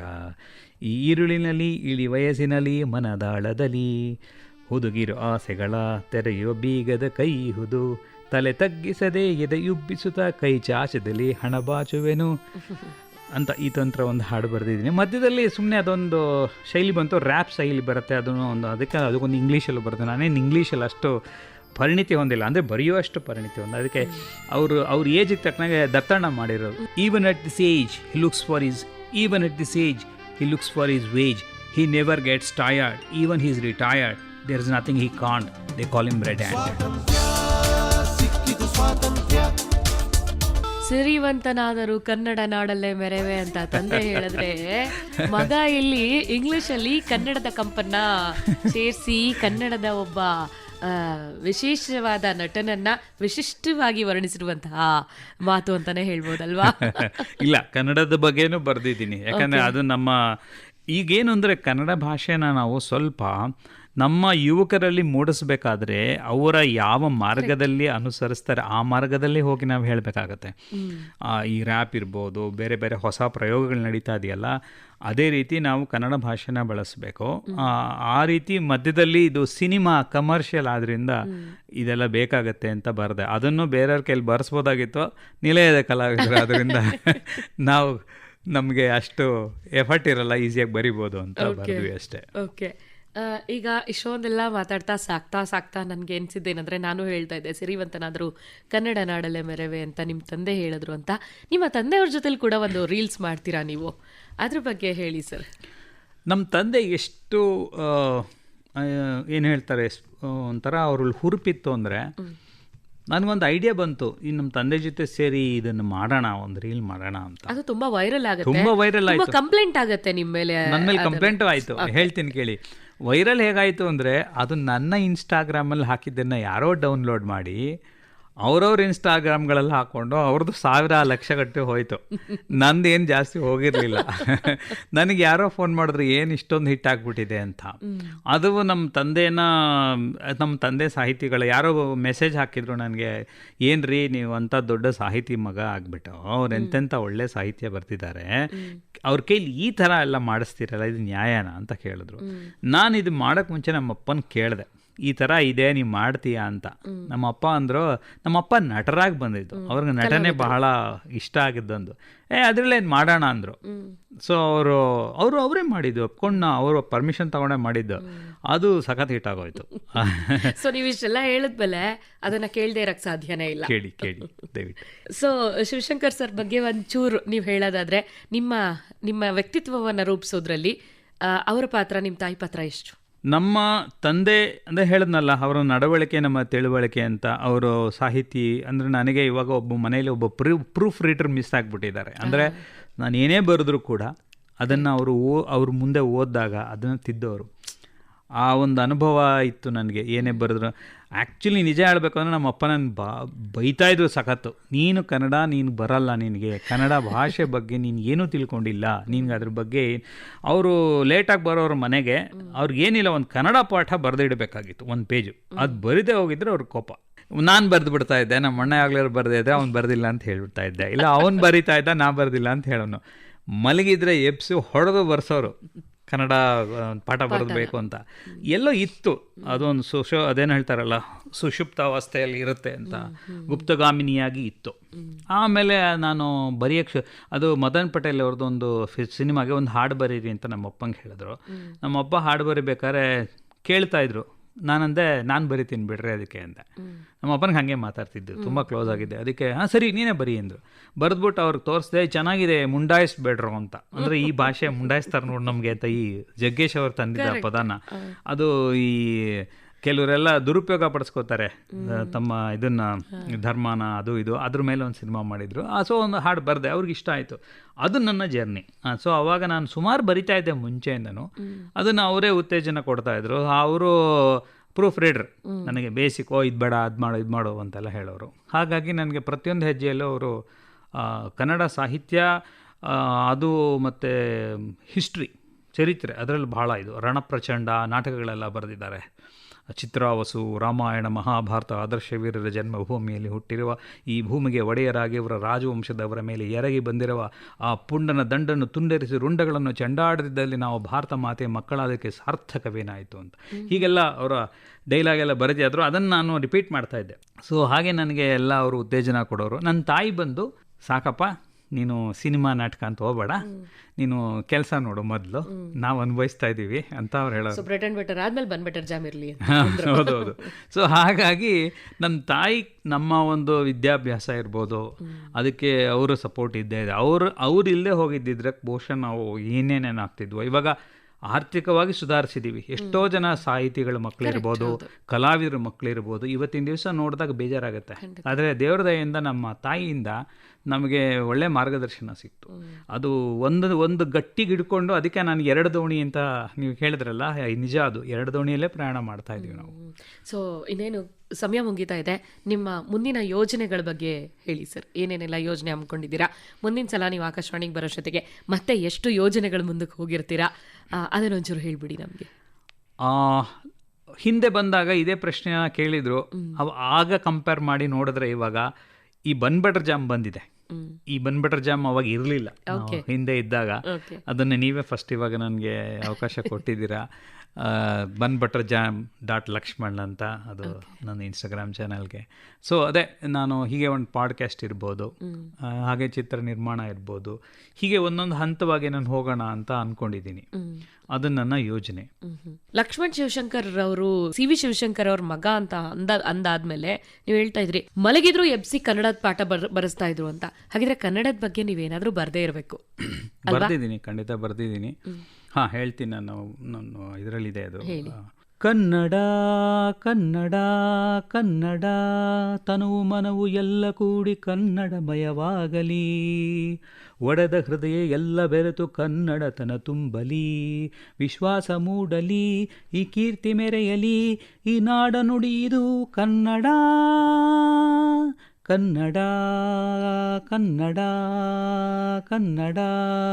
ಭಗ್ನವಾದ ಶಿಲೆಯು ಕೂಡ ನಾಡಗೀತೆ ಹಾಡಿದೆ, ಜೀವವಿರುವ ಮನುಜ ಕುಲವು ಕನ್ನಡತನ ಮರೆತಿದೆ, ವಿಶ್ವಾಸ ಮೂಡಲಿ, ಈ ಕೀರ್ತಿ ಮೆರೆಯಲಿ, ಈ ನಾಡ ನುಡಿದು ಕನ್ನಡ. ಕಳೆದು ಹೋಗುತ್ತಿರುವ ನುಡಿಗೆ ಹಾಗೂ ನೀ ನಿದರ್ಸುದು, ಕಳೆದು ಹೋಗುತ್ತಿರುವ ನುಡಿಗೆ ಹಾಗೂ ಕಳೆದು ಹೋಗುತ್ತಿರುವ ನುಡಿಗೆ ಆಗು ನೀ ಸುದರ್ಶನ, ಸ್ವಾರ್ಥವಿರುವ ಜೀವಿಗಳಿಗೆ ನಿನ್ನ ನಡೆಯ ನಿದರ್ಶನ, ವಿಶ್ವಾಸ ಮೂಡಲಿ, ಈ ಕೀರ್ತಿ ಮೆರೆಯಲಿ, ಈ ನಾಡ ನುಡಿಯಿದು ಕನ್ನಡ ಕನ್ನಡ ಕನ್ನಡ. ಅಲ್ಲೊಂದು ರ್ಯಾಂಪ್ ಹಾಡು, ಇಲ್ಲೊಂದು ಕನ್ನಡದ ಹಾಡು. ಅಪ್ಪ ಎಂಥ ವರ್ಸಟೈಲ್ ಟ್ಯಾಲೆಂಟ್ ನಿಮ್ದು ಅಂತ ನಿಜಕ್ಕೂ ಖುಷಿ ಆಗ್ತಾ ಇದೆ. ಇವತ್ತು ನಮ್ಮ ಕನ್ನಡ ಕಾಮನಬಿಲ್ಲಿಗೆ ಬಂದು ಹೊಸ ವರ್ಷದ ಹೊಸ ದಿನದಲ್ಲಿ ಇಷ್ಟೊಂದೆಲ್ಲ ಮಾತಾಡಿದ್ದೀರಿ. ಕೊನೆಯದಾಗಿ ನಮ್ಮ ಕೇಳುಗರಿಗೆ ಈ ಹೊಸ ವರ್ಷದ ದಿನ ಏನು ಹೇಳಕ್ಕೆ ಇಷ್ಟಪಡ್ತೀರಾ? ಪ್ರತಿದಿನ ಹೊಸ ವರ್ಷವಾಗಿರಲಿ. ಯಾಕೆಂದರೆ ಪ್ರತಿದಿನ ಹೊಸ ವರ್ಷ ಆಗಂದರೆ, ಹೊಸ ವರ್ಷ ಅಂದರೆ ನಮ್ಗೆ ಖುಷಿ ಆಗುತ್ತೆ. ಒಂದು ಕಳೆದೋಯ್ತು, ಏನೋ ಒಂದು ನಡೆದೋಯ್ತು, ಅದು ಮುಂದೆ ನಡೀದೇ ಇರಲಿ. ಈ ವರ್ಷ ಬರೋ ವರ್ಷ ಹೊಸತನದಿಂದ ಪ್ರತಿದಿನ ಹೊಸ ವರ್ಷ ಆಗಿರಲಿ ಎಲ್ಲರಿಗೂ. ಹೊಸ ವರ್ಷ ನಮಗೆ ಯುಗಾದಿ ಆದರೂ ಕೂಡ ನಮಗೆ ಹೊಸ ವರ್ಷ ಚಾಲ್ತಿಯಲ್ಲಿ ಕ್ಯಾಲೆಂಡರ್ ಪ್ರಕಾರ ನಾವು ಚಾಲ್ತಿಯಲ್ಲಿ ಇಟ್ಕೊಂಡಿರೋದ್ರಿಂದ ತಪ್ಪೇನಿಲ್ಲ ಅದು ಆಚರಣೆ ಮಾಡಿದ್ರೆ. ಆದ್ದರಿಂದ ಎಲ್ಲರೂ ಖುಷಿಯಿಂದಿರಲಿ, ಎಲ್ಲರೂ ಸಂತೋಷವಾಗಿರಲಿ, ಎಲ್ಲರೂ ಸುಭೀಕ್ಷವಾಗಿರಲಿ. ನಮ್ಮ ನಾಡು ನುಡಿ ಭಾಷೆ ಎಲ್ಲದ್ರ ಮೇಲೂ ಒತ್ತು ಕೊಟ್ಟು ನಿಮ್ಮ ಮಕ್ಕಳನ್ನು ಅದೇ ಹಾದಿಯಲ್ಲಿ ಕರ್ಕೊಂಡು ಬನ್ನಿ ಅಂತ ನಾನು ಕೇಳ್ಕೊತೀನಿ. ನಮ್ಮ ಭಾರತಾಂಬೆ ಇವಾಗಿರ್ತಕ್ಕಂಥ ಸಂಕಷ್ಟ ಸ್ಥಿತಿಗಳನ್ನು ನೋಡಿದಾಗ ನಾವು ಎಲ್ಲರೂ ಜಾಗೃತಿಯಿಂದ ಇರಬೇಕು. ಎಲ್ಲ ರೀತಿಯಲ್ಲೂ ನಮಗೆ ನೆರವು ನೀಡ್ತಕ್ಕಂಥ ಎಲ್ಲ ಗುರು ಹಿರಿಯರಲ್ಲಿ ನಾವು ಭಕ್ತಿಯಿಂದ ನಡ್ಕೋಬೇಕು ಅನ್ನೋದು ನನ್ನ ಇಚ್ಛೆ. ಅದೇ ರೀತಿ ಮರೀದೆ ನನ್ನ ಬನ್ ಬಟರ್ ಜಾಮ್ .ಲಕ್ಷ್ಮಣ್ ಅಂತ ಒಂದು ಇನ್ಸ್ಟಾಗ್ರಾಮ್ ಇದೆ. ಅಲ್ಲಿ ಎಂಟರ್ಟೈನ್ಮೆಂಟ್ ನಿರಂತರ ಅಂತ ನಾನೇನು ಹೇಳ್ತೀನಿ. ಅದು ಖಂಡಿತ ನಿಮ್ಮನ್ನು ನಿರಾಸೆ ಮಾಡಲ್ಲ. ನೀವು ನನ್ನ ಜೊತೆ ಕನೆಕ್ಟ್ ಆಗಿರ್ಬೋದು, ನಿಮಗೂ ಕೂಡ ಅವಕಾಶ ಇರುತ್ತೆ ನನ್ನ ಜೊತೆ ಯಾವ್ದಾರು ಆ್ಯಕ್ಟ್ ಮಾಡಲಿಕ್ಕೆ ಅದರಲ್ಲಿ ಅನ್ನತ್ತೋ. ಆಮೇಲೆ ಇಷ್ಟೊತ್ತು ನನಗೆ ಅವಕಾಶ ಕೊಟ್ಟಂಥ ಆಕಾಶವಾಣಿಯವರಿಗೆ ತುಂಬ ಹೃದಯದ ನನ್ನ ಧನ್ಯವಾದಗಳನ್ನು ತಿಳಿಸ್ತೀನಿ. ಸೊ ನಮ್ಮ ಕೇಳುಗರಿಗೂ ಕೂಡ ಒಂದು ಒಳ್ಳೆ ಆಫರ್ ಕೊಟ್ಟಿದ್ದೀರಾ, ನೀವು ಕೂಡ ಆ್ಯಕ್ಟ್ ಮಾಡಬಹುದು ಅಂತ. ಸಾಕಷ್ಟು ಜನ ನಿಮ್ಮನ್ನ ಕೇಳಬಹುದು ಅನ್ಸುತ್ತೆ, ಆ್ಯಕ್ಟಿಂಗ್ಗೆ ಚಾನ್ಸ್ ಕೊಡಿ ಸರ್ ಅಂತ. ಸೊ ಇನ್ನಷ್ಟು ಮತ್ತಷ್ಟು ಮಗದಷ್ಟು ಬೆಳೆದು ಮತ್ತೆ ಆಕಾಶವಾಣಿಗೆ ನೀವು ಬರುವಂತಾಗ್ಲಿ ಅಂತ ಹೇಳ್ತಾ ಇವತ್ತಿನ ಕಾರ್ಯಕ್ರಮನ ಇಲ್ಲಿಗೆ ಮುಗಿಸ್ತಾ ಇದ್ದೀವಿ. ಇಷ್ಟು ಹೊತ್ತು ನಮ್ಮ ಜೊತೆಯಾಗಿದ್ದು ನಟ, ಸಂಭಾಷಣೆಕಾರ, ಗೀತರಚನೆಕಾರ ಲಕ್ಷ್ಮಣ್ ಶಿವಶಂಕರ್ ಅವರು ತಮ್ಮ ಸಾಮಾಜಿಕ ಮಾಧ್ಯಮಗಳಲ್ಲಿ ಬನ್ ಬಟರ್ ಜಾಮ್ ಮೂಲಕ ಮನರಂಜನೆಯ ಸವಿಯನ್ನ ಉಣಿಸ್ತಾ ಇದ್ದಾರೆ. ಕೇಳ್ತಾ ಇರಿ, ಇದು FM ರೈನ್ಬೋ ಕನ್ನಡ ಕಾಮನಬಿಲ್ಲು 101.3. ನಿಮ್ ಜೊತೆಯಾಗಿದ್ದು ಇಷ್ಟೊತ್ತು ನಾನು ಮಧು ಚೈತ್ರ.